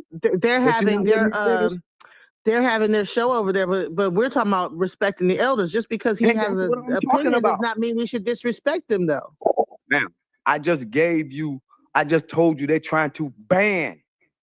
So that means if they're trying to ban at National Action Network and our family members are anywhere from 0 to 100, who's being disrespected here? This is a gaslighting fest, bro. The gaslighting is so extreme with this whole situation. Can't you see? They're disrespecting an entire group of people from 0 to 100. Like, I know, right? But wait, real quick, I want to read this comment real quick. Hold on, Genesis. Salaya Ben Yah 144 says, the ones that speak for FBA are simple. I kind of hear, not Bias is very intelligent, but I'm hearing some stuff that I'm very concerned about. But for the most part, most of the people I've heard, which I don't really tune in that much, if at all, but they sound a little bit on the lower intelligence side. Like they don't, like they sound stupid. Like, what are you talking about?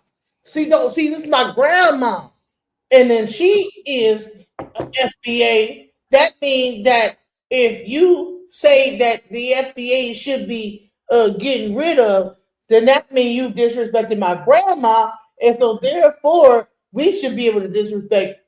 What are you talking about, bro? Like, what? I don't understand what are you saying? Like, his argument is that his grandma is a so-called FBA, and that because Reverend Sharpton said that they need to get rid of FBAs across the board and try to stop the movement, that's disrespectful to his grandma. And so therefore, if I'm saying that we should respect the elders, that therefore, what would I like say that that's cool that Reverend Sharpton should be getting rid of FBA? this is the type of stupid ass rhetoric. You see how this circular ass bullshit, like, and I know what he's trying to get at. It's like, bro, now you're not gonna get away with that. That's bullshit.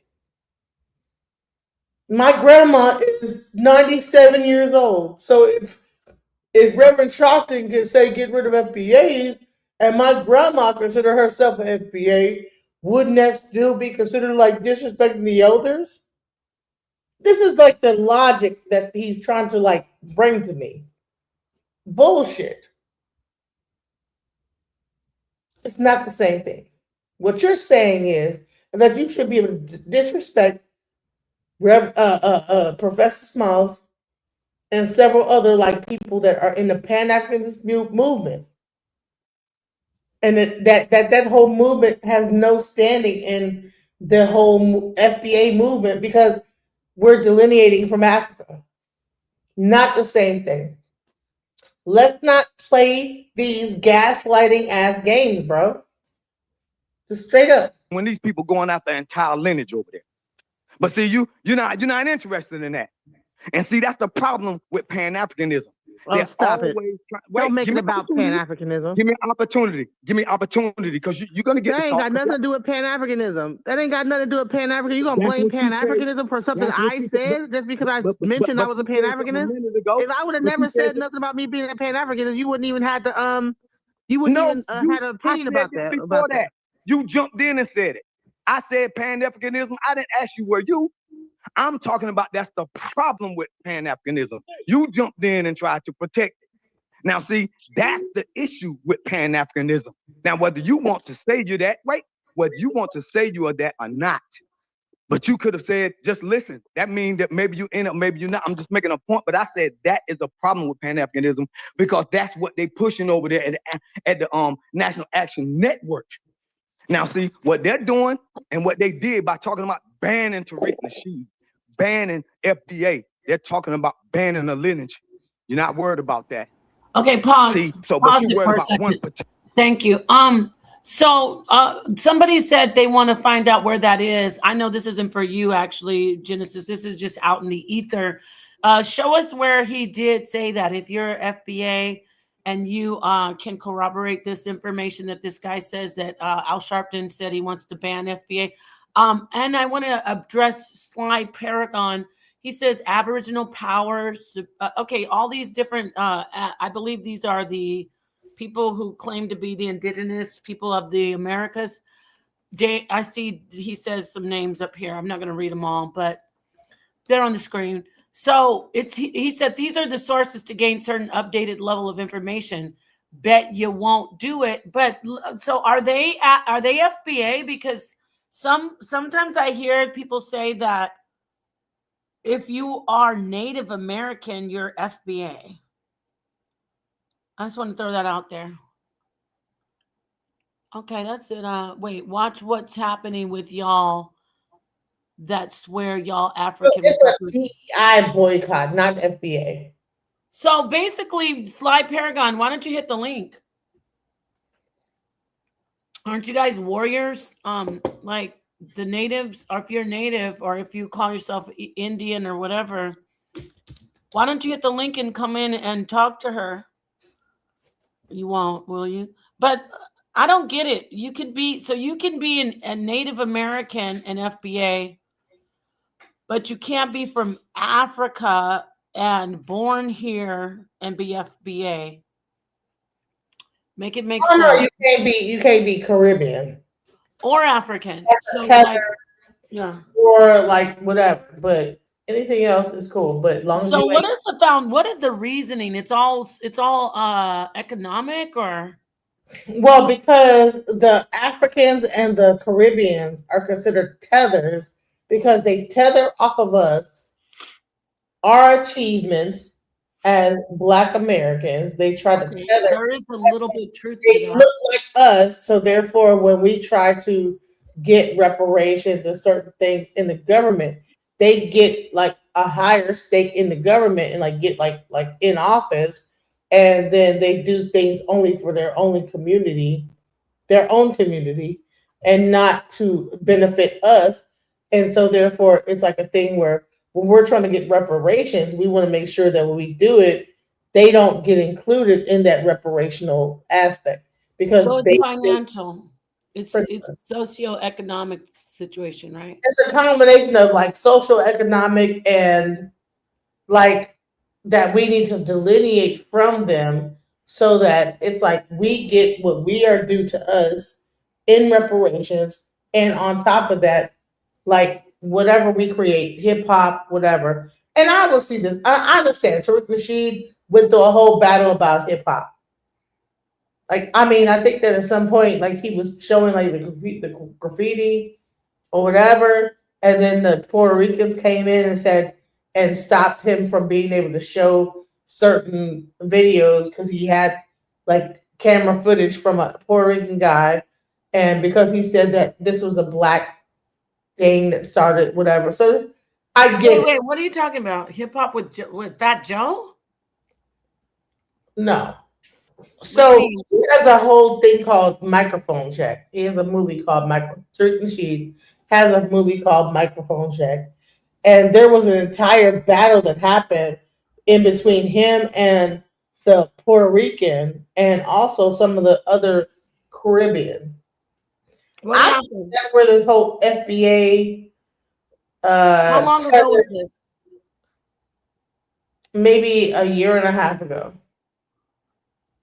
Okay, but what did they say? They wanted rights to their music or what? He actually had put the actual movie out, and the guy that some of his the images came from was Puerto Rican. And when the actual like things within the but one potential case involving Puerto Rican artists' images in a movie. I'm sorry, guys. Okay, so what happened? So what happened is that like they were mad because they were saying that the Puerto Ricans helped to build hip hop, and Tariq Nasheed was like, no, it was African Americans. So with that whole situation, I think there was like a videographer that had like some videos from back in the day. He had some of those videos in his movie. And so they actually stopped his movie from being published on Amazon. And he had to like go back and refilm it, like reframe it like with AI images and this, that, the other. And so it was called Microphone Check. And so that's where the whole tether thing began to start because he was mad because he felt like the Puerto Ricans and the Jamaicans and these people were tethering off of our accomplishments in hip hop and trying to say that they were the ones that created it or had some stake in it. And that was the beginning of the tether movement. So didn't the hip hop start in the Boogie Down Bronx? Like, isn't that there's a large population of immigrants like Puerto Ricans, Caribbeans, Dominicans, right? Like, I get it that hip hop is Black American. I don't know where Tariq Nasheed is from. Is he from Chicago? I don't even know. I don't know. I really don't ever look at the brother. I don't. I've never had any issue whatsoever with him. I really find that this FBA thing is for me, it's just an aid to divide us more because I have no problem whatsoever with people who I believe in honestly, Napalm, that when they took his movie off the shelf and he had to frame the movie because the Puerto Rican guy didn't like the fact that he said that hip hop was started by African Americans and excluded the Puerto Ricans. That's where the whole thing started. And that's where you got tether and this and that because of this whole thing that people are tethering off of us and taking our accomplishments, and tether was before 2000, 2 years ago. People were saying that. So there was a thing called a tether before, like they called them anchor babies.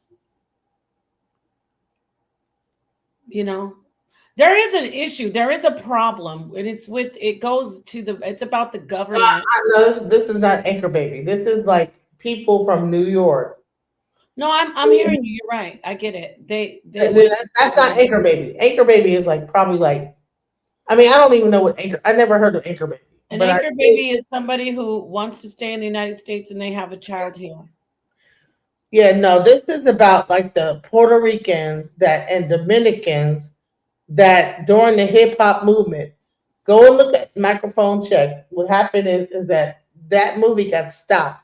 It was on. I'm sorry, not to interrupt you. Show me. Can you turn your camera on so I can see who you are in the back and I can bring you up to the panel? Harlem, go ahead. Go ahead, Genesis.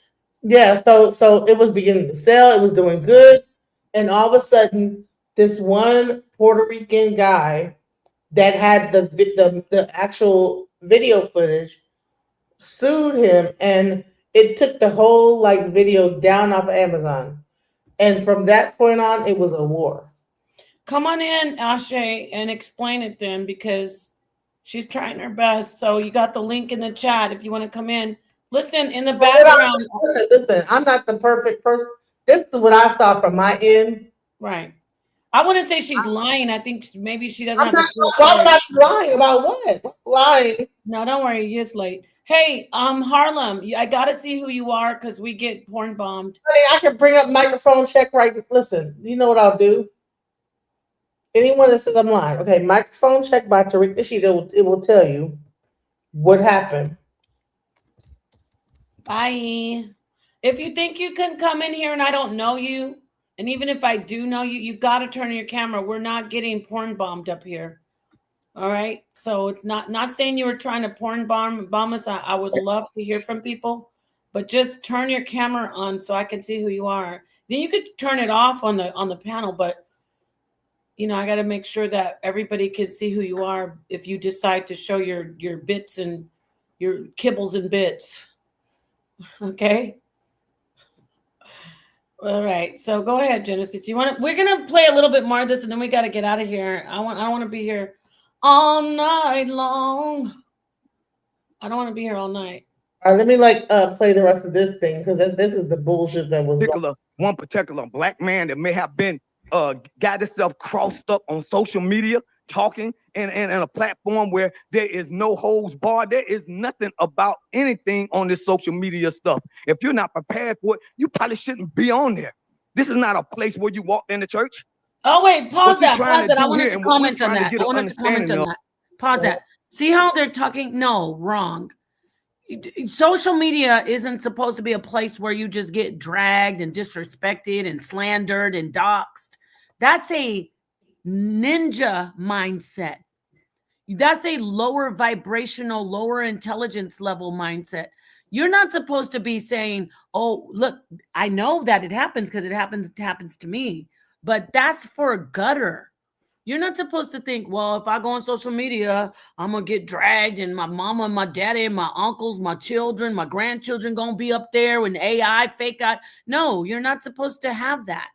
So no, brother, it is a reality, but it's something we need to condemn. What he should be saying is, that's not right if people can't just come onto social media and express their thoughts, especially the elderly. So listen to how much this whole vitriol and so much anger because I said, why can't we just come together? Yeah, I just wanted to say that. I didn't say anything but listen.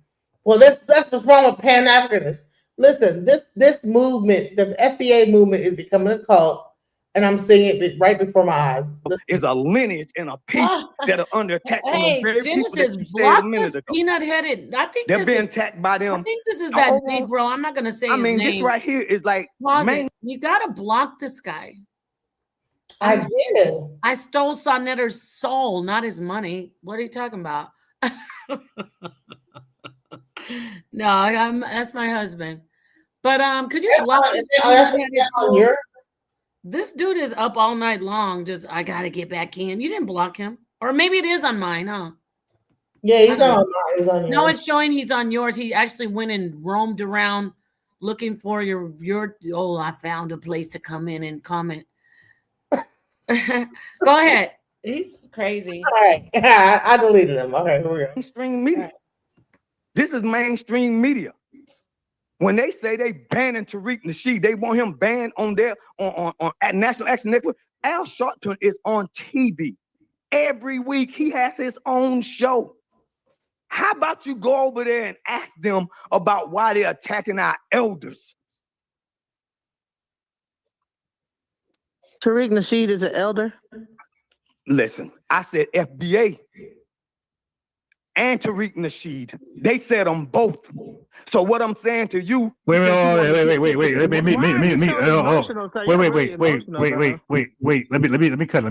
cut it. Okay, I was going to ask you that. DJ Genesis, is Tariq an elder? No. Why not? He's not in his 70s and 80s. He's like 40-something years old. He's not an elder, no. Wait, so an elder got to be in their 70s and 80s? I think when you start getting into that senior citizen level of stuff, you know what I'm saying? That's like elder. Like, so then there's everybody else is free game. If you want to cuss out look, I'm almost 50 years old. I'm not saying respect your elders. Hold on. To me, or even respect me as a woman. Well, with that knowledge, isn't Bonquisha? So basically, all Black Americans that reach 70 years old, they're all elders, regardless of their education, their wisdom, their status, their success in life. They're all elders. They all got something to say, and they deserve respect from Black Americans. That's what you're saying? I wouldn't say that they all got something to say, but there's a certain level of like this I mean, I don't know. Didn't we get raised to respect our elders, and they're considered? Yeah. But okay, hold on. Yeah, we see. We didn't get raised like that. Wait, hold on. Yeah, but what was the definition? So I'm 47. But a person that's older, like that's old as hell. Like no. Stop. Listen, he's 47. Listen, if I'm like 13, my elder might be 40. If I'm 47, my elder might be 50 and 60. Or no. If I'm 47, my elder might be like 60 and 70. Right. I'm saying that there's different levels of elder. It's your elder. And let me say this though, and this isn't on getting on anybody in particular, but I heard that word Bonquisha on when I was on Fatty's panel. I don't know exactly what that means, but I have an idea. I know, like ghetto Black woman. What? Let me see. Yeah, they were calling my a friend of mine, Bonquisha. Hey, y'all, we don't respect the elders. We don't respect women. We don't give a damn about children. You don't care about children. What's going on over here? I say that it's post-traumatic slave syndrome. Because, well, come on, y'all. Anyway, that's all I want to say. Slow down. That's not gonna work over here. So when my older relatives, not gonna work. That bullshit you talking about. Now look, respecting the elders. Well, just listen for it. Well, you gotta have some respect. You sort of respect the elders. How? Well, I begin to crash out at this point. You're gonna hear me just like I can't even like hold myself at this point. Just about have some respect for humanity. So I'm saying this. I'm saying that when my relatives, my older relatives, said respect my elders, they said, "Yo, Ron, respect your elders." What do you think they meant when they said that to me? Respect your elders. Did they? What do you think they meant? Because they didn't define shit. They were. What are we talking about? Right? Respect. Shout out to Jacinta Phoenix. Pretend like you're so fucking stupid, right? So that means respect people that are older than you, that are like adults, right? If you're a child, you respect the adults. If you're a teenager, you respect the people that's older than you, like they're like 30s and 40s. If you are in your 30s and 40s, you respect those people. And then guess what? The younger, you respect all of them. All of them. Listen, the young guys are worse than these guys on here. Like these guys on here don't even know. These young guys out here, they will take your life for nothing. And an old dude did it too. So I'm not trying to. If you're a young man, please don't come for me. I have a young man as a son. I'm not saying all, but the ones who are, when they are disrespectful, they have taken it to another level. Like knocking that. Remember that lady took her son to that hot dog shop in Chicago? No, I didn't see that. That dude punched her in the face. I didn't see that. That's terrible. But then her son sent him to the upper room. Oh, the son killed. See, one YN versus another YN. Respect your elders. Respect them. Not particular. They were not specific. They just said that, and they made me whatever came to my mind. Yeah, that's what they accepted. They never went into details who an elder was. So now you're making up some criteria I never heard before in my life.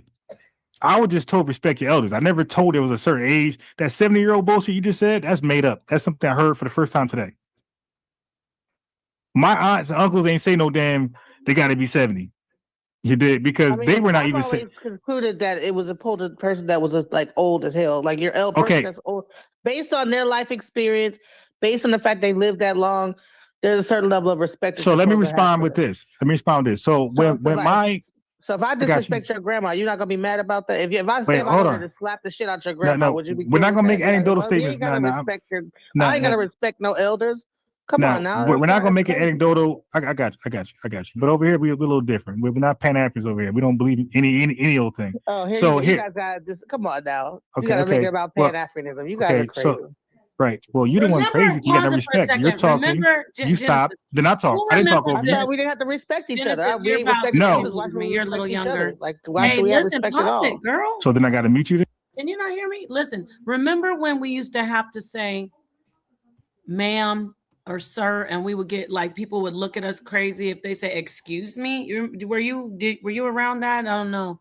Yeah. I thought about that. How you couldn't even talk to an older person. If you just said yes, they say, excuse me, and say, yes, ma'am. And then they go, okay. Like, that's gone now, I guess, right? But I'm not going to I don't want to sound like a hypocrite, and I'm not even going to pretend that I hate being called ma'am anyway, though. So it's like a weird oxymoron kind of like. No, for me, I still, if a young person, though, I'm talking about, I don't like somebody my age trying to call me ma'am. Like, I think they're trolling. But if it's like a kid in like a 20-something-year-old and they call me ma'am, I don't feel bad. But if it's like a man with a bunch of salt, I was in the military. I call everybody yes sir and yes ma'am. Yes, and that's. I'm just saying. Do you remember those days? Everybody, put a 1 in the chat if you want to. When we had to be like yes sir, yes ma'am, and because they were older than us. That's all I wanted to say. Go ahead. To get a point across. I thought we just dealing with just disrespect altogether. We can, but the difference is I got the mute button, you don't. So that won't work for you. I don't have to be muted. I can just leave. Well, then go ahead. Right. Well, you already took an L. You already got the L. You're right. You could just leave. Was it really an L or just? No. So now he's gonna go into like you took the L. You had. I didn't take no L, bro. You're a weirdo. You don't even know how to respect your elders. That's weird, bro. You're on the phone with sa.neter, Elder Suntan, and Reggie on your platform with their picture up here the whole time talking to me about how you should not have to respect elders. That right there is weird as fuck. Like, what are we doing here? So this whole time you've been disrespecting these elders the entire time and not even realizing it. And you're going to try to tell me about that I took an L? No, you took an L, sir. Because you know what? What I know is that probably sa.neter probably could have helped you in any situation. Elder Suntan. Here's the thing. You never know what these people could do for you in your life. And you have them on your show. You're talking about disrespecting elders, and you have the picture sitting there the whole time. What are you doing? Like, what's going on here? No, it was an L. You made no sense, and you won't let me talk. And that's more of an L. You won't let me. I let you talk freely. I know whatever you say is garbage. And so when I kind of respond, you cut me off because you disagree. But let me finish. If you don't want to be muted, let me finish.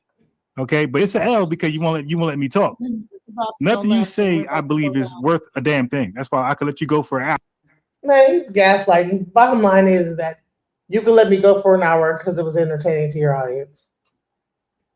You need to like have respect for your elders. Why? Because that is something that's taught from childhood on. That is actual like manners. How to deal with people that are older than you. That's a normal thing. I'm like, so are you saying the new FBA movement that goes out the window now? There's no respect. Yeah. A couple of my friends' moms smoked crack, and I respect the hell out of them. I never smoking crack or not, like, bro. It's about like the listen. It gets even worse. Everything that we do is always going to be a response. So when they talk about elders, it's like, elder. What do you mean, elder? We got people out here attacking us. They want to separate us from our elders. They want our elders. They want our hip hop. They want our inventions. They want everything. Who is they? Pause. I need to talk. Who is they? Other Black people? They, you know. So it's gone from focusing on what they were focusing on, people who weren't Black. Now they're on Black people. They're on the whole, they want our hip hop. Like, what about us wanting their dance hall? You know, what about us wanting I want some of their curry chicken right now. Yeah, what if we want the reggaeton? I want some curry chicken from the Caribbeans right now. Yeah, I want some tres golpes. What the fuck? I'm just kidding, but hey, what is with this? We all got off the boat. Curry chicken and some curry goat sound awesome right now. I mean, everybody needs to understand. This is a program that's been, can we get a big old virtual hug, everybody? We all are the progeny of the slave trade. We're coming, our ancestors it's just, I know it sounds cliche, but we're a boat stop. That's all that separates us. So I'm saying, I want to understand, is FBA socioeconomic? I heard a little thing about here and there, and they get this and that. There is truth to that, but we can't blame each other. We got to look at the big picture about, what's going on with the government programs, and it's set up to make us resent each other. So that's what I want to say again. Let me ask you, aren't we all... Genesis, your boatload of half of your family went to Trinidad, and the other half went to to Virginia. You get what I'm saying? Right. I don't even know what part of it did. You know, I'm just making an example. Like, some of them went to Barbados. They went to Barbados and they went up to Virginia. I don't even know if they got some of them and then put them over here. We are still one people.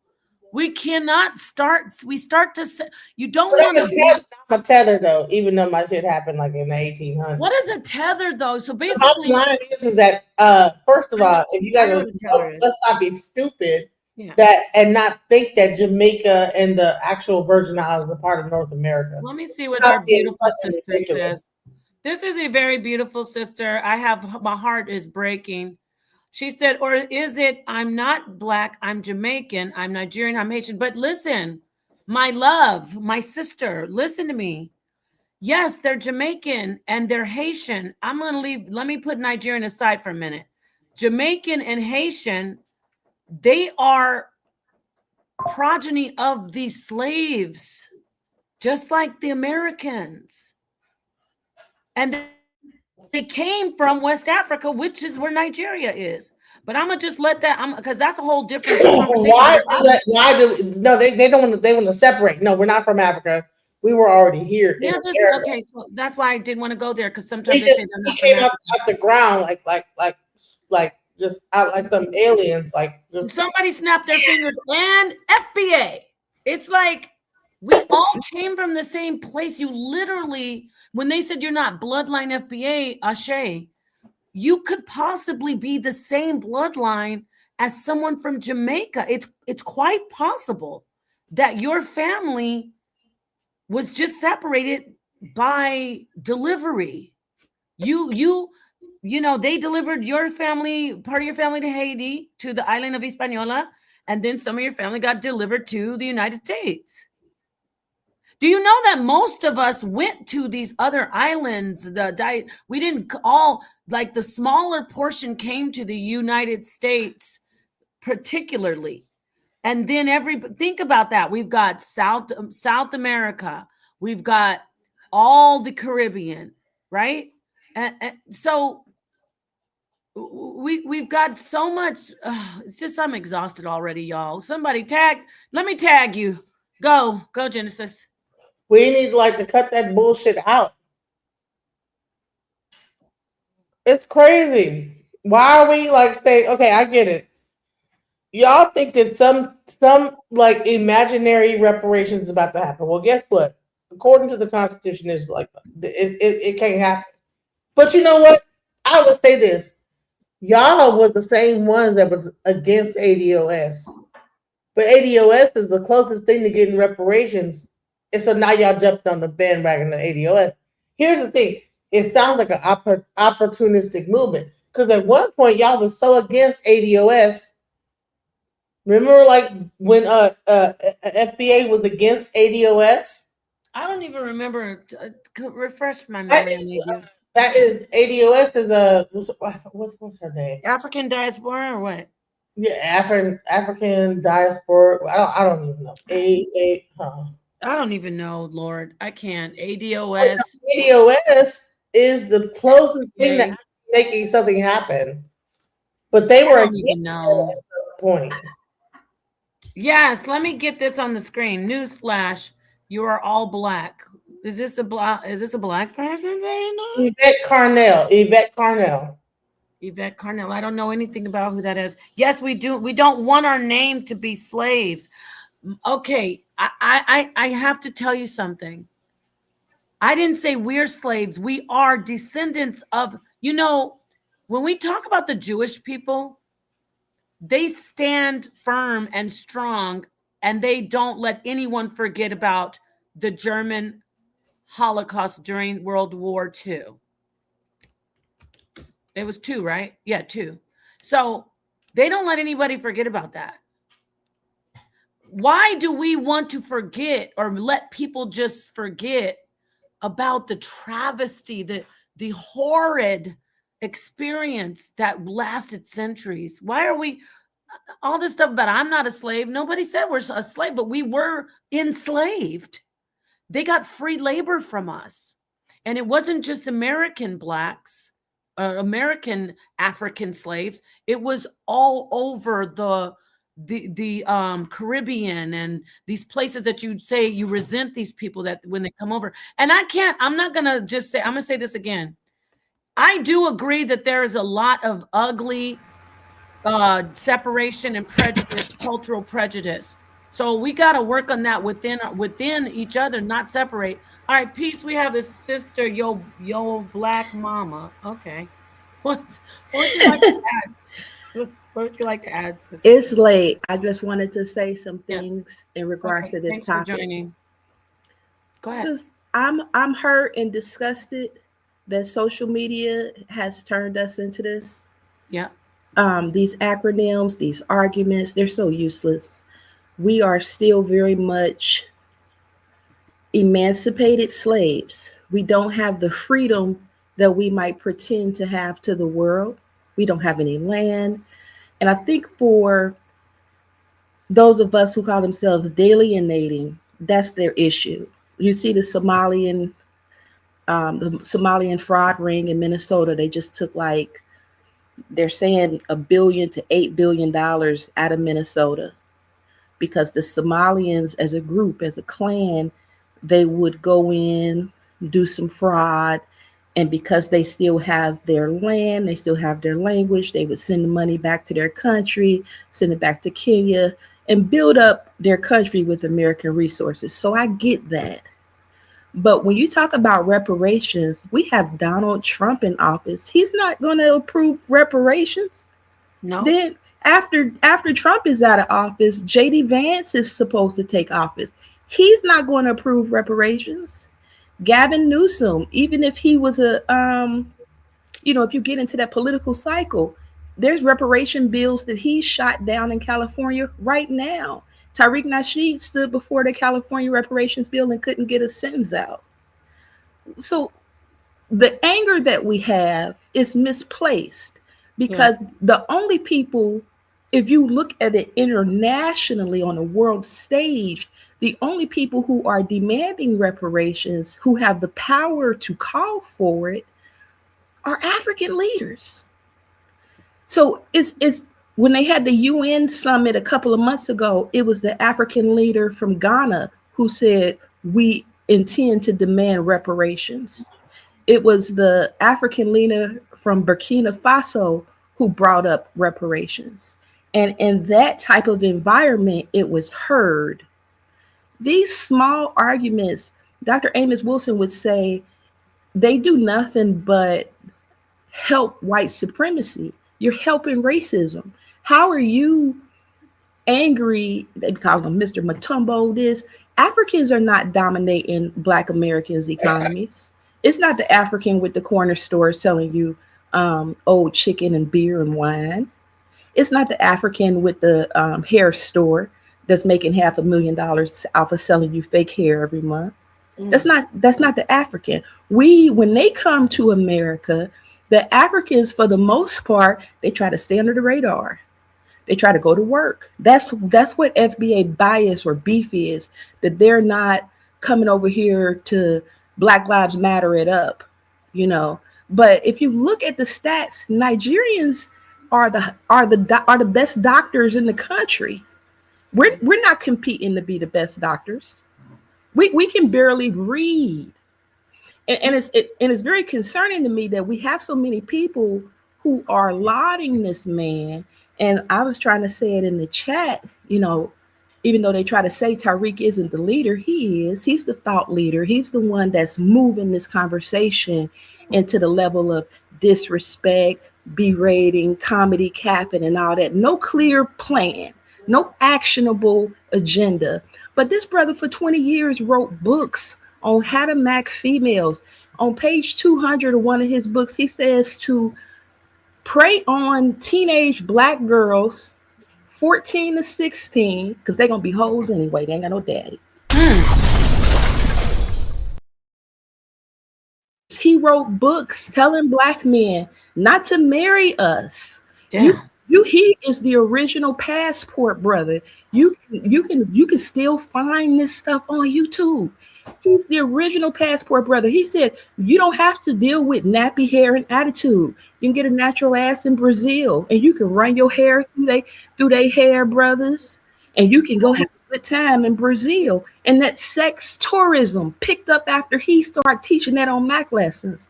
Then after that got tired, he saw sa.neter. Sa.neter is the blueprint, whether people want to give him props or not.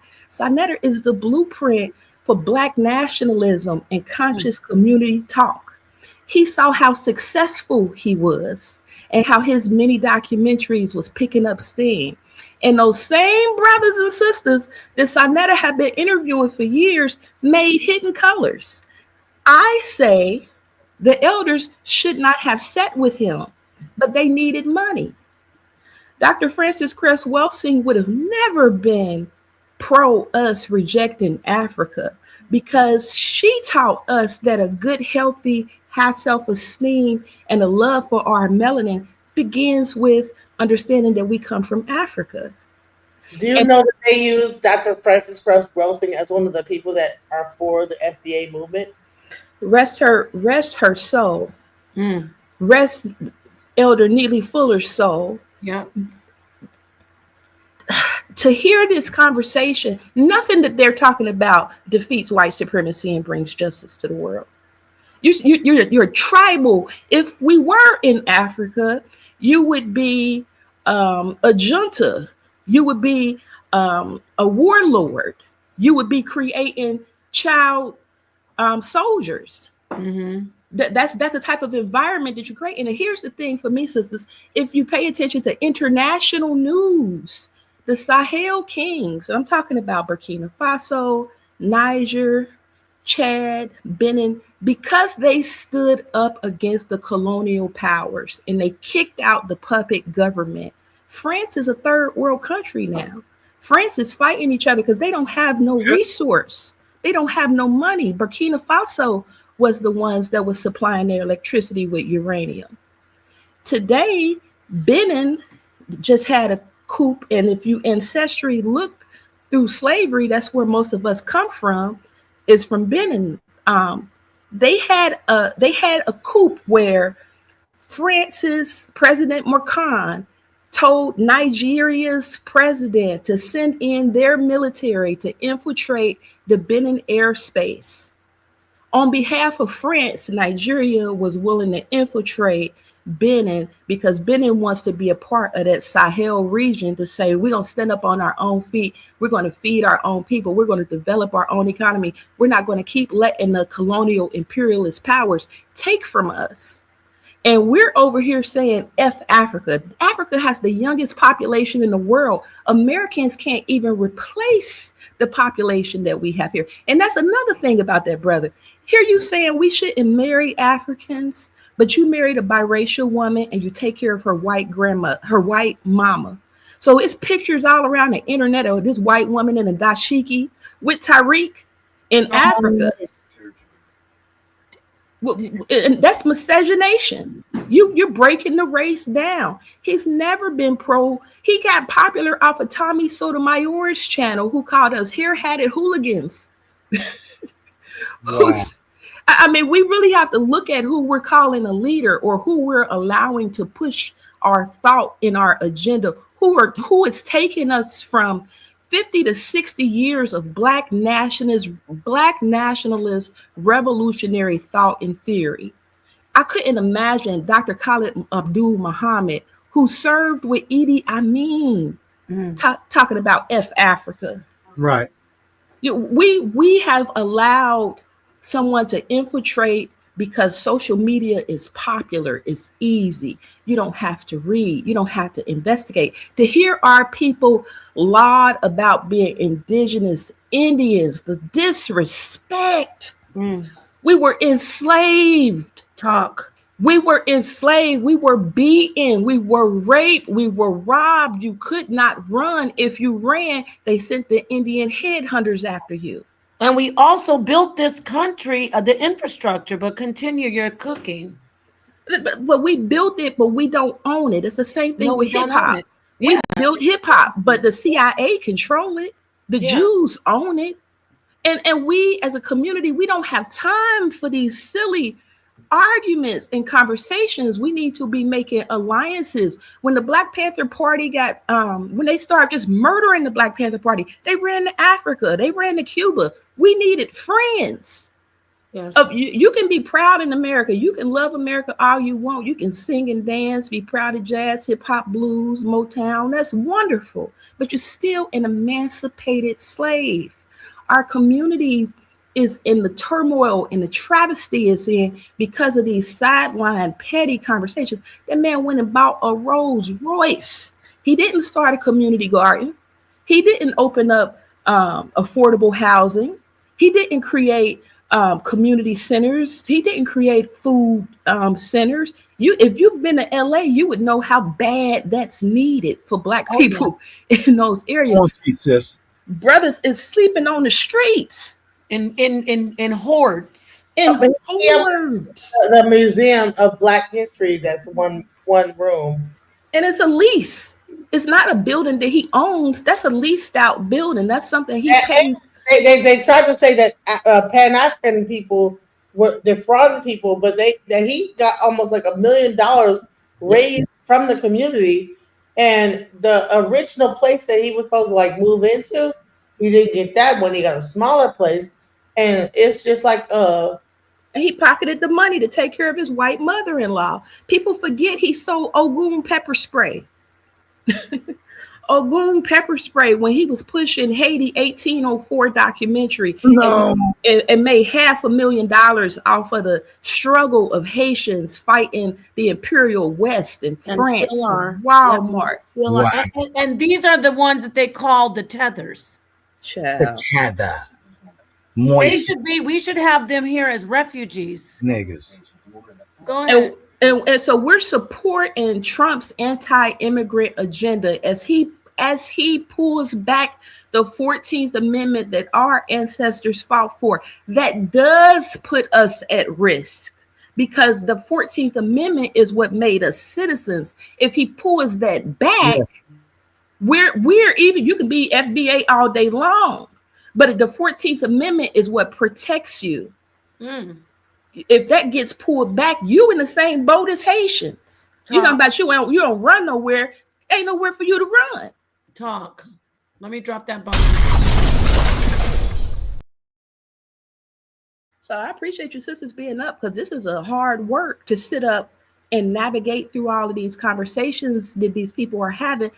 Very just disrespectful. I couldn't imagine. Girl, do you know the spankings that we would have got if we didn't call Mr. Philip? Yep, or sir, yes. Or ma'am. sir, or Miss Thomas down the street. Go, I dare you call Miss Thomas by her first name.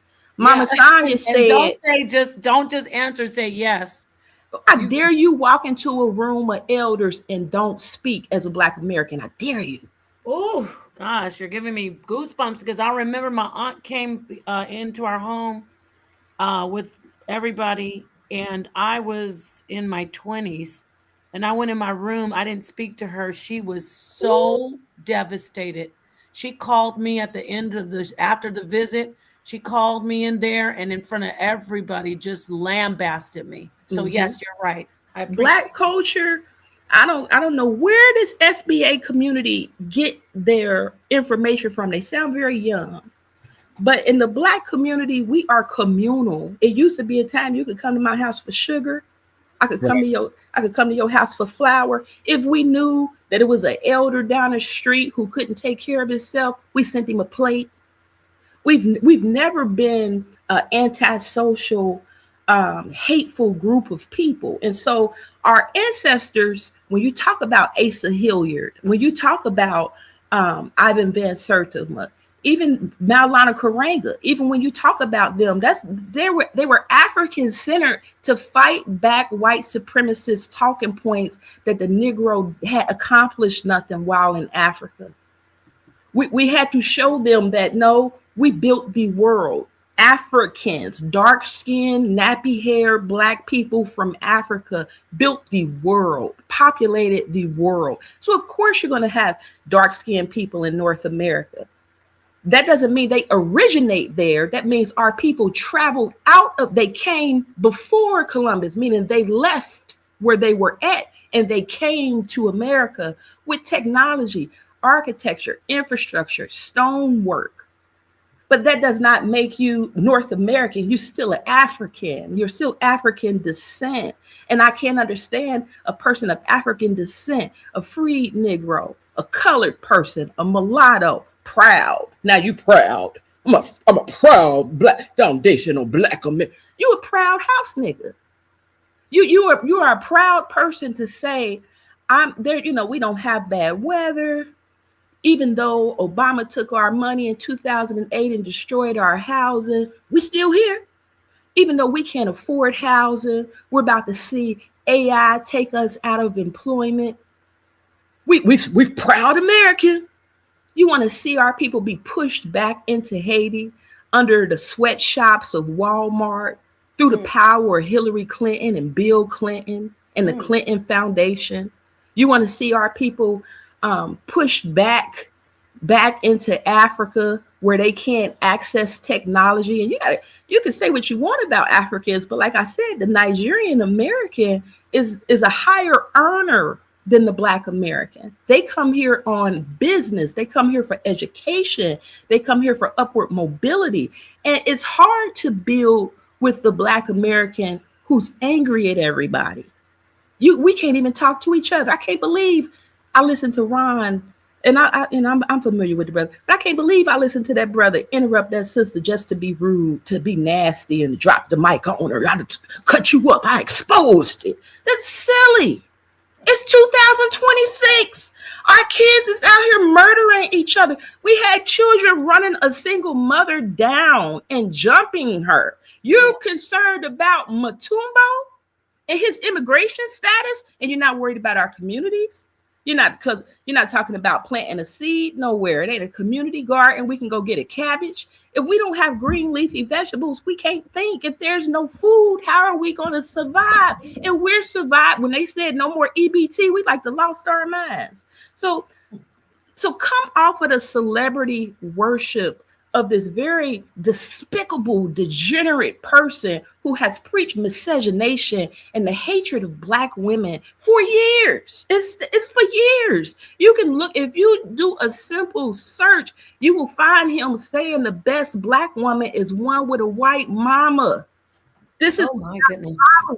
Oh, dear. It's disgusting. But I thank you for letting me up here. I had to get that off my chest. I appreciate you. Please stay in touch with us. If you're subscribed, that's great. You sound like you are. We need more voices like yours. Beautiful. Put your email in the back chat, please, so I can keep in touch with you to bring you on again. Do you go by Yo Black Mama? I mean, how do you want us to address Girl, you? Yo Black Mama, because we had it. Come on now. I know. I love it. Because we are the mothers in our community. We are ultimately, when they ready to blame somebody for something, they blaming Your Black Mama. Your Black Mama. Always. Your Black Mama shouldn't have had all them kids. Your Black Mama is a single mama. And don't forget, Your Black Mama is the reason that there's no dad in the home. See, all of that, and we have as sisters, as mothers, this next generation is looking for guidance, but the social media is powerful because you don't have to read. You just click a button, boom, somebody with an authoritative voice, and they can cap and berate and belittle enough to make you really. They done rewrote history. Yes, they done rewrote. How is your hair nappy and you from North America? Your hair is nappy because it cools you down, because because indigenously you come from a very hot ass area and your hair coiled up to cool you down. You understand what I'm saying? So it's just crazy to see. Like I said, he stole sa.neter's blueprint. sa.neter need to copyright his shit, because to see somebody like that come into the space, and now people disrespecting Brother James Smalls. Oh. Think about what we saying, y'all. Think about that. This is somebody who I tell you what, I'm gonna say this last thing, I'm gonna leave it alone. Tariq, I saw you when you came to Cincinnati and you was on your way to Scheherazade Ali house, and I stopped you and I asked you, why was you online calling sisters bed wenches? A white woman who was on drugs came up to us, itching. You got any kind of money? You pulled out a stack of money and gave that white woman $20 to spite me. But I don't need $20 from you, brother, so I didn't trip. But I noticed that all that hateful, angry talk that you got for Africans, you ain't got that for white women. So you were there. First, let me just say this. sa.neter knows Tariq very well. Tariq sa.neter is the godfather of all of this. Some people were saying, sa.neter, this and that. Sa.neter is the root, the tree. Everybody sprouted out of the HOK. I want to get that out the way. So sa.neter I'm listening to this sister. She is on fire with her information. She's coming with so much powerful information. I love you. I want you to come back in. I need to say that because I don't want to, people get in their feelings. But with that said, I want you to say that again, because I need to hear this for myself. You stood there. This isn't something you heard. You were there. And he came to Cincinnati, Ohio. Go ahead. Sister Scheherazade Ali lives downtown Cincinnati. She has lived in Cincinnati all her life.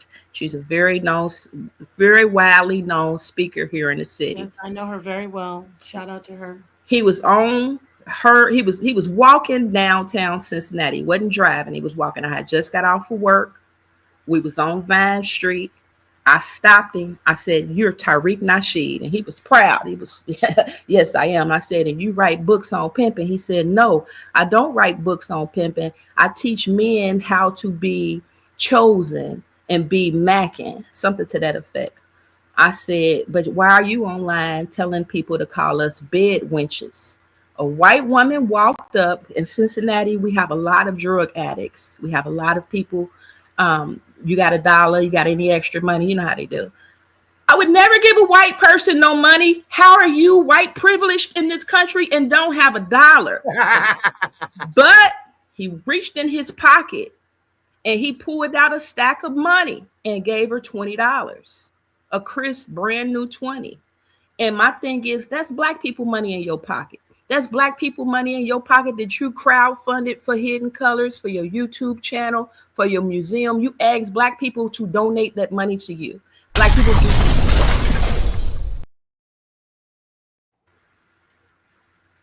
Sorry, you made me drop that bomb. It was too much.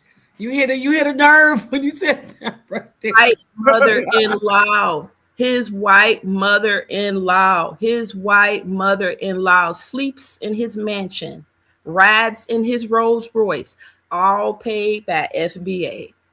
And it's sick and sad because you're telling us that tethers and, you know, you're a bed wench, you sleep with a white man, but your wife half white. Yeah, that doesn't make sense. So that's the point that the sister's making. It's not a racist point. She's making a clear point that he stands against black immigrants who are progeny of the slave travesty, the slave exploitation and trafficking.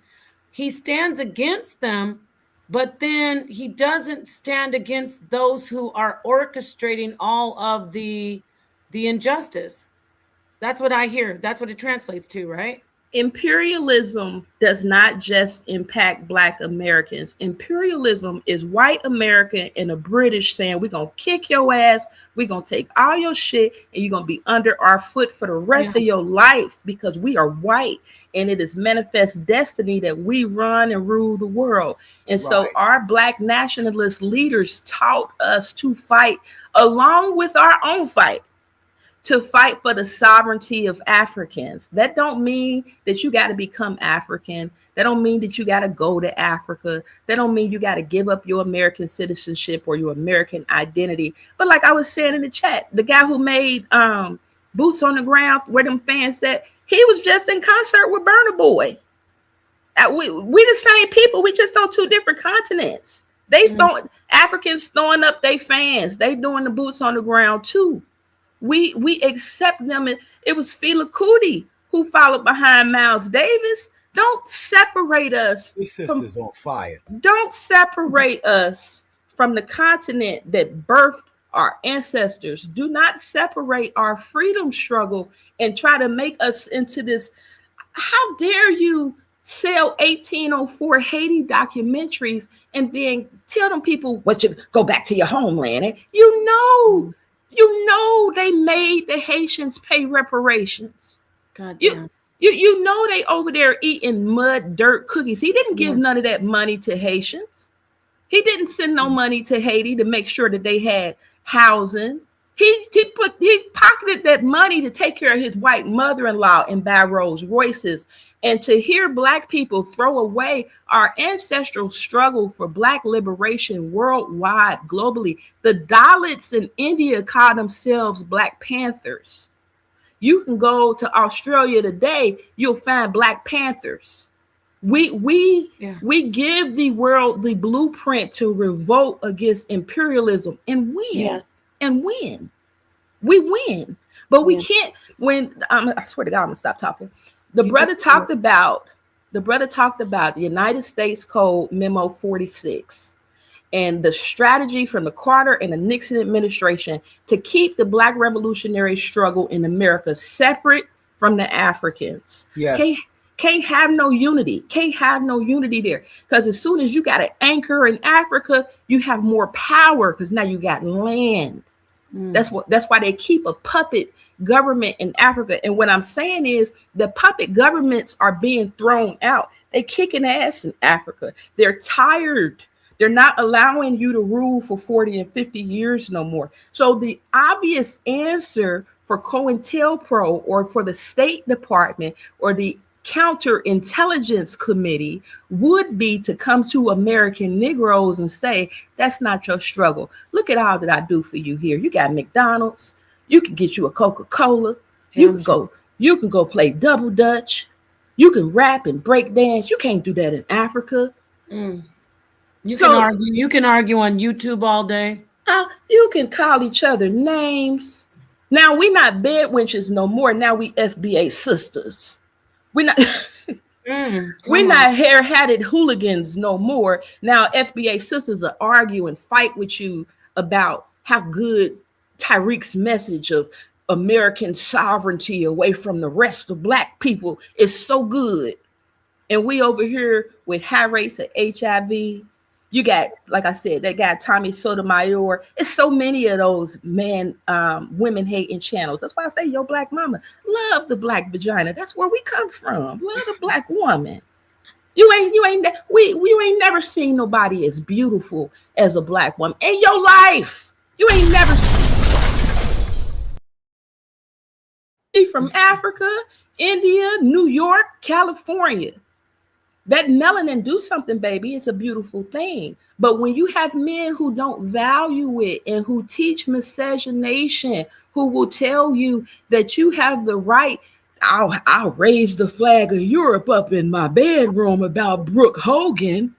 Who said that? Tariq. He is on the YouTube. Who's Brooke Hogan? Hulk Hogan's daughter. Vlad TV asked him, what do you feel about white women? Brooke Hogan, for instance, well, I raised the flag of Europe up in the bedroom. Nick, that's where your seed come from. That's your DNA. Oh, wow. This is too much.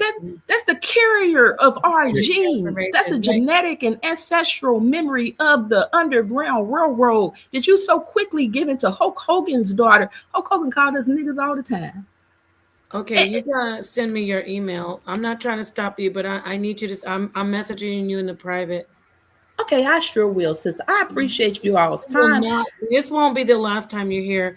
Even you're so informative. It's not just about this topic. You were cooking, and this was a blessing. But I didn't mean to cut your flow. I'm just saying I need your email before you go. I'm here with you, sister. I'm about to type it, but I want you all to know we are loved. Do not let outside of the internet. Kwanzaa coming up. Talk. The shrine of the Black Madonna down here in Houston, Texas. I'm going on the 23rd. Ashra Kawisi is going to be teaching on the African origins of Christianity and Christmas. Say it again. What day? December the 23rd at the shrine of the Black Madonna here in Houston, Texas. It will be Ashra Kawisi. He will be the guest speaker. Who everybody knows. We know Ashra Kawisi from sa.neter's channel. Love Ashra. Sa.neter's homie. Yep. I love Ashra. Everybody came from sa.neter, literally. And just the FYI for the young foundational Black Americans that sa.neter has no beef with his brother Tariq. And sa.neter, when Tariq wanted to do Hidden Colors, sa.neter did him a full solid and provided absolutely every single person you saw in that interview. He provided those people, and he's so humble about it. Because out of love, he did it because he loves it. He's so humble about it, and he's always been. I'm just talking about the brother. Give me his accolade. He's always been diplomatic enough to hear all sides. If the elder brother Shabazz say we 100 million years old, and I got proof from the teachings of Elijah Muhammad, sa.neter ain't never said you wrong. He would just say, here goes Sarasu and Seti, and he say he'd debate with you, and he can prove the African origins don't start in Asia, and he would allow them that conversation. He would allow them that space. He wouldn't come in and say, you wrong, brother, you wrong. He wouldn't take sides. Tariq took the Black nationalist movement, monetized it, and flipped it on its head and turned everybody against Black nationalism and against Africa. That is some scary stuff. Because like I said, we're in 2026. We're dealing with a population decline. We're aborting more children than we're giving birth to. Right. So we don't have a high replacement rate. So that means when we get old, if there are no immigrants here, who gonna pay the bills? Who gonna pay the taxes? And if you listen to Trump, Trump is saying, well, we don't need taxes. We just tariff everything and there'll be no income taxes. Who gonna pick up your trash? Damn, I'm just exhausted with Trump, and he's only been in office since January. God. And he didn't combat Trump. His whole talking point was against Kamala, daring to claim her Jamaican ancestry is Black. How dare you? How dare you say that you got some FBA? You're not FBA though. You Jamaican. Jamaicans ain't Black, and they're not. Being Jamaican don't make you Black. It's Black. Jamaican is a nationality. Black is an ethnicity. But we have allowed fourth grade reading level people to open up their microphones and speak like they have foundation and fact. I asked Ron one day, I said, brother, if America goes to war with Africa, whose side? I'm gonna be on my country's side. So you can't wait to parachute into Nigeria. You can't wait to go. No, they're talking about dropping bombs on Nigeria. Yeah, that's what's about to this. The war is for, do not get it confused, Black people. The war is on your melanin. It is on you as a resource. It is on Africa as a natural resource. America don't have gold. America don't have uranium. America don't have coltan. America don't have nothing to make an EV car. Africa does. So China is big in Africa. Let me come in and build some roads for you. It's Russia that's coming in saying, hey, we will protect your airspace from those old mean, angry Americans who want to steal your resources. We want to buy it. Let's make a deal. Burkina Faso in the last 2 years has pulled their country out of poverty and pushed France into a third world economy. France will not recover. France cannot recover. You will see America fight hard because Nigeria is oil. You're talking about Shell. You're talking about BP. You have to look up Shell versus WeWa, how Shell paid people in Nigeria's oil-rich region to kill Sira WeWa, who was fighting against Shell because they was inundating farmland with oil. They sent in them terms. It's easy to get us to fight each other. It's so easy to get somebody like a Tyreek to come in and do the dirty work for the white supremacists. It's easy work. Look at all the Black people angry and hating what you're saying. There's a lot that love you and we're with you, but so many and I love this, especially the sister saying shake her head. You don't know the history. You need to listen and do your research. Break out of that program, that shackle on your mind. Go look up Tariq Nasheed. Go look up Tariq Nasheed on the internet. He's gonna pop up with a Black woman with her butt open. He's gonna pop up with 3 Black women in a pimp hat on his book covers. Rosebud said he gave a man an elevator speech for 3 minutes on pimping, and next thing he know, he was writing books and doing Mac lessons. Tariq is not a masculine man that most Black women would be attracted to. He's super soft and wear lip gloss. Black women like strong men who know how to pick up a hammer and build. We like mature men who ain't sitting up gossiping and capping. He's never been a choice for us. So he has an angst against us and wrote books. Go read those books and you will see the same thing he taught in those books is what he's doing now. One of the things he said is get control of the woman's mind. Whose mind he got control of right now? You got people how are you a proud American? Explain that. How are you proud? We was hung from trees. They literally burned, tarred, and feathered our ancestors for voting.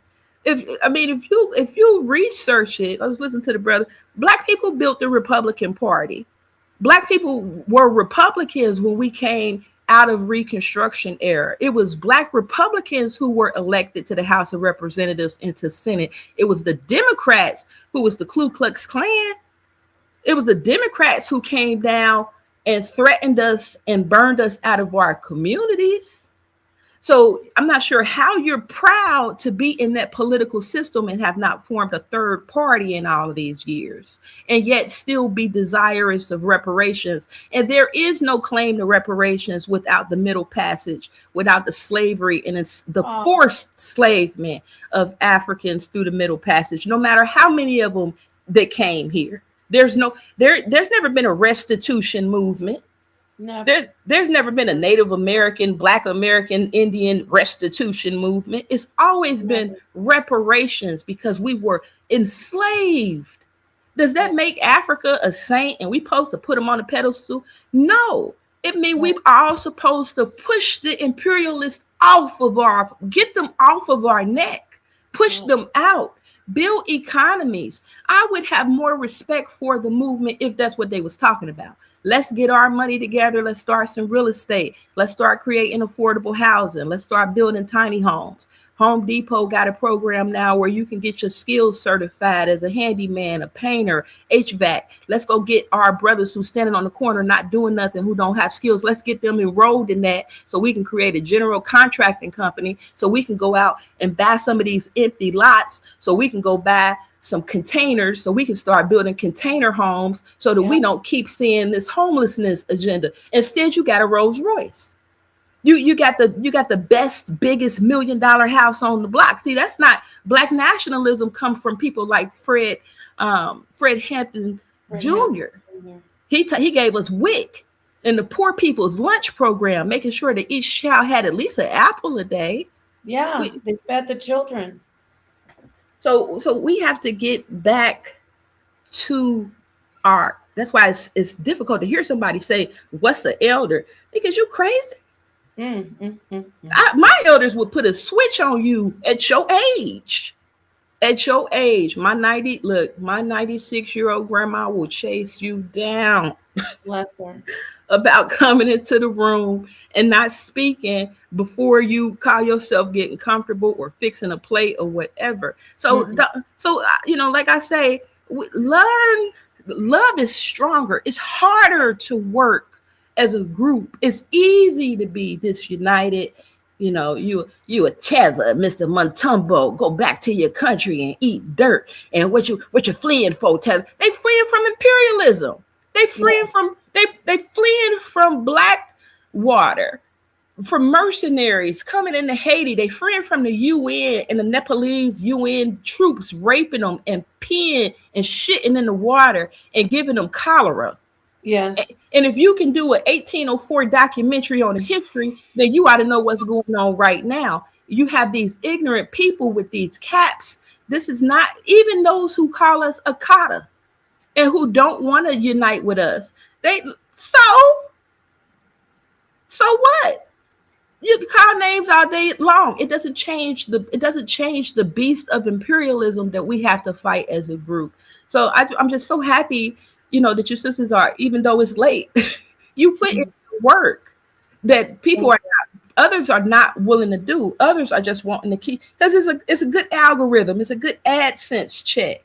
These brothers ain't about to come from behind them mics and get into their community and get the people off of crack and tell the people the agenda to get us in private prisons. The private prisons is saying right now today, we don't have enough people in the prisons. Y'all ain't making good on y'all promise to keep our prisons filled. See, you don't hear that type of conversation coming from these people. And that's concerning because the private prison industry wants Black bodies. Yes. And if we're sitting up hating all day and just angry all the time and we don't have a plan of action, that's the devil's playground, an idle mind. So get busy. Get busy on loving each other. It's okay to love Africa. Oh my God. It is the birthplace of humanity. You ain't got to kiss everybody's butt. Nobody asking you to do that. But recognize your ancestral root. Respect the ancestors and the elders and the path that they laid for us. Don't come over here proud that you in your proximity to white supremacy. You excited because you in the big house, because you get to sing and dance. The hell? So I'm done, sis. I appreciate you. I'm gonna go ahead and get out of here. Don't forget to leave your email. I gotta drop a bomb again. That was beautiful and refreshing. Please don't be a stranger to the panels. We needed to hear that. Please leave your email. Did you see me message you? I messaged you so I can get in touch with you if we can invite you back, maybe like when it's at a more decent hour. Thank you, Yo Black Mama. I like that. Yo Black Mama. Thank you. Much love. All love to that sister. Yes, and all somebody said bless her. Yes, bless that queen, that Black mother. And I'm gonna move on to my brother Zion Warlord. And then I see you, Harlem. Go ahead, Zion. What do you want to add? Thanks for being I'm watching the chat. I'm over here, policing because there's a lot of trolls. Get them, Zion. I don't know what is going on with some of these people. I swear. Some of them we can't even cut them down. Do you have a wrench, Zion? Zion, do you have a wrench in Genesis chat too? Yes. No, I got get them over there too. I'm in Genesis chat now. Oh, swat them, Zion. What do you want to bring in, brother? Yeah, so it's very interesting. Understand this, y'all. Global white supremacy is global. French can fight with the Brits can fight with the Italians can fight with the Greeks. All of them agree on one thing. I don't care if you don't want to claim Africa. I don't care if you want to claim Aborigines. I don't care if you want to claim Pacific Islanders. We are all in the same boat, and the enemy of my enemy is my friend. Y'all are stupid if y'all think that y'all are going to win against a global economic imperialist power by dividing yourself and trying to ostracize other people of color who are suffering from the same oppression. That is retarded. I think y'all need to pick up the book 48 Laws of Power, 48 Laws of Power, and pick up Sun Tzu and figure it out yourselves. Some of these folks out here are ignorant and uneducated. But then you got a lot of bots. I'm watching this chat, and you got cats in here talking about, what the hell does Kamala Harris have to do with anything? She lost. Okay, we're over it. What is going on here? And why are these people in the chat trolling about old politics? We're trying to figure out how to manifest prosperity, peace, and unity and freedom, you know what I'm saying, in this country right now. Right now. And in the world. And the way you do that is by see one of the things that you can learn from even America during the I think it was the Reconstruction era, when America tried to isolate itself from the global community. It did, and that's when we had a whole bunch of depressions. So dividing is never good, right? Dividing is never good. So I don't care what you want to claim yourself to be. You know what I'm saying? If you are suffering from the same oppression as another person, then you are in unity with that person to fight against it. Especially when they have resources. Especially when they're fighting on their side, we need to be fighting on our side. Not trying to isolate ourselves. And here's the interesting thing. When you have somebody who is weak, right, and they're getting beat up by a bigger bully, what do they turn around and do? Do you think that they're going to fight the bully? No, they go and fight somebody else who's weaker than them. Yeah. You know what I'm saying? And that's what I'm seeing here. I'm seeing a weakness of character, a weakness of the mentality is weak. And y'all need to figure this out. Like y'all need to get, you know what I'm saying? I don't know. Some of y'all didn't get your GEDs or whatever. It is what it is. You know what I'm saying? Please study to show thyself approved. Study about how we have to be able to fight against a global imperialistic power, an oppressive power. And the only way to do that is globally with those who are suffering the same problems. It's not rocket surgery. You don't have to like or think that you're African. You could do. I'm an Aboriginal. I got Native American. I have African American. You know what I'm saying? I have some European. That is of no consequence. Nobody's going to say, not one Ku Klux Klan member is going to be like, well, how much white do you have in you? No. Hey, I'm a piece. Are you a tether? Are you right? And that word is so crazy. See, this is what divide and conquer is all about. You just got to go back to Greek and Greco-Roman war strategy. Divide and conquer. Divide and conquer. If you're divided and you're fighting against weaker people, you're never going to be fighting against the bully. It's so dumb. And half of these people in this chat are either bots or really uneducated. Really it's sad. It really is.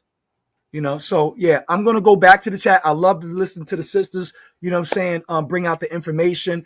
I'm the enforcer right now. And if you say something stupid, you're going on timeout. Yes. All right.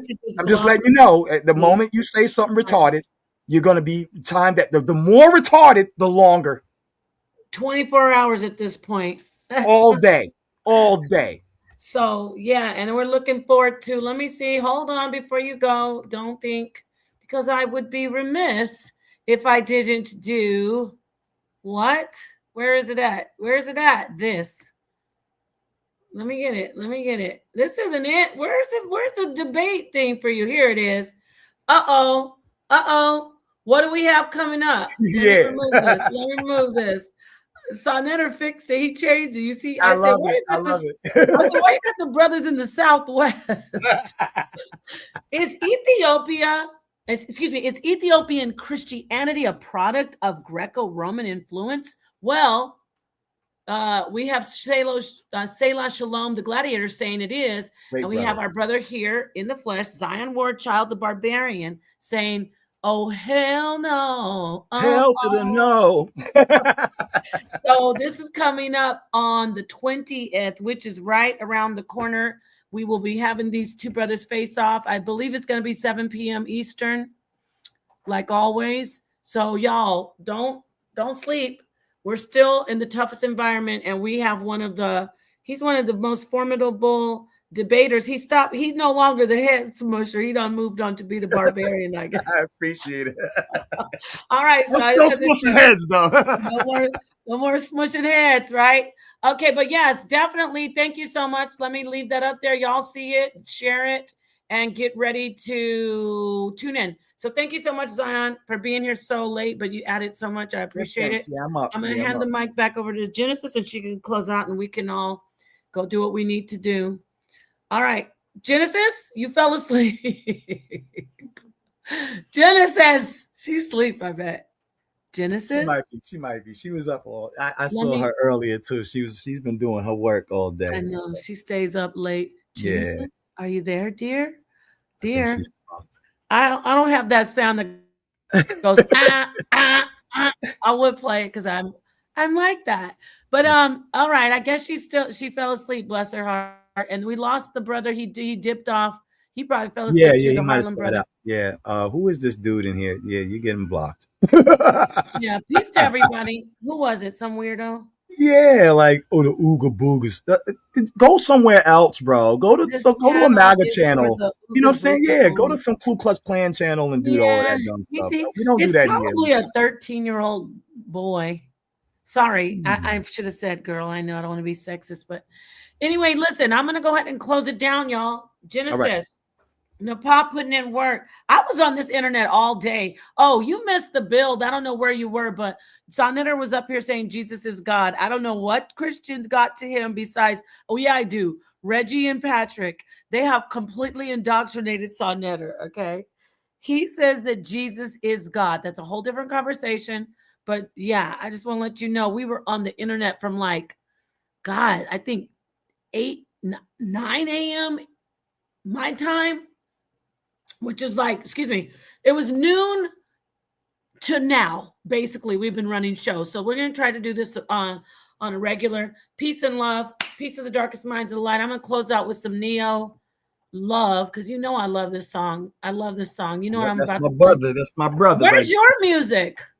No, I only had one song. You know, the other ones were all battle raps with Cedric. I really, you know, and I do a whole bunch of karaoke's. I like to do my karaoke's, you know what I'm saying? Because right now everything is all AI music and everything is auto. I like to do the old, you know, standing on the corner type singing. I'm an old school brother. No, that's why I said, where's your music? Because I see you be up there doing the AI, the Facebook, not the AI. Oh, the Facebook karaoke. Oh my gosh, you made me remember. You cracked me up. I actually tuned in your Facebook. You are funny like Which one? Which one was it? The one where you were I forget who you were roasting. I didn't even know who it was, but at the end you say, my Facebook karaoke gets more views than you. I was like, he's hilarious. So with that said, peace to you. I'm gonna close out and we'll see you next time. Oh, you didn't know? This environment tough. Oh, you didn't know? This environment tough. Oh, you didn't know? This environment tough. Oh, you didn't know? This environment tough. Policy scholarship. This is the knowledge you can't get in colleges. If you read from the Bible, obey the commandment and know who your mother and father is. Tune in to sa.neter cause he the protector of the gods. I'm talking about Dr. Benjamin, Yusuf, Yacanan, and John. We got the scale of my art. If he light as a feather, let's go on where it's hard. I am the shrine of Ptah. If you can say I am, better recognize a god. All I see is pseudos and frauds. Kudos to my dogs. Shit judo for you frogs. I think it's time to hop off the environment. Oh, you didn't know? This environment tough. Oh, you didn't know? This environment tough. Oh, you didn't know? This environment tough. Oh, you didn't know? This environment tough. Will survive, comedic knowledge on the rise, raising consciousness divine, to the truth we subscribe. Jabari leading the way, Shaka Amos don't play, sa.neter don't open the gates, and up and banging the day. It's a family for the culture, rebuking all you vultures, service environment full of soldiers, unlock your mind, they'll exposure, HOK is the squad, debating the truth is a nod, watch where you step in the part, or they'll tear you apart. Oh, you didn't know? This environment tough.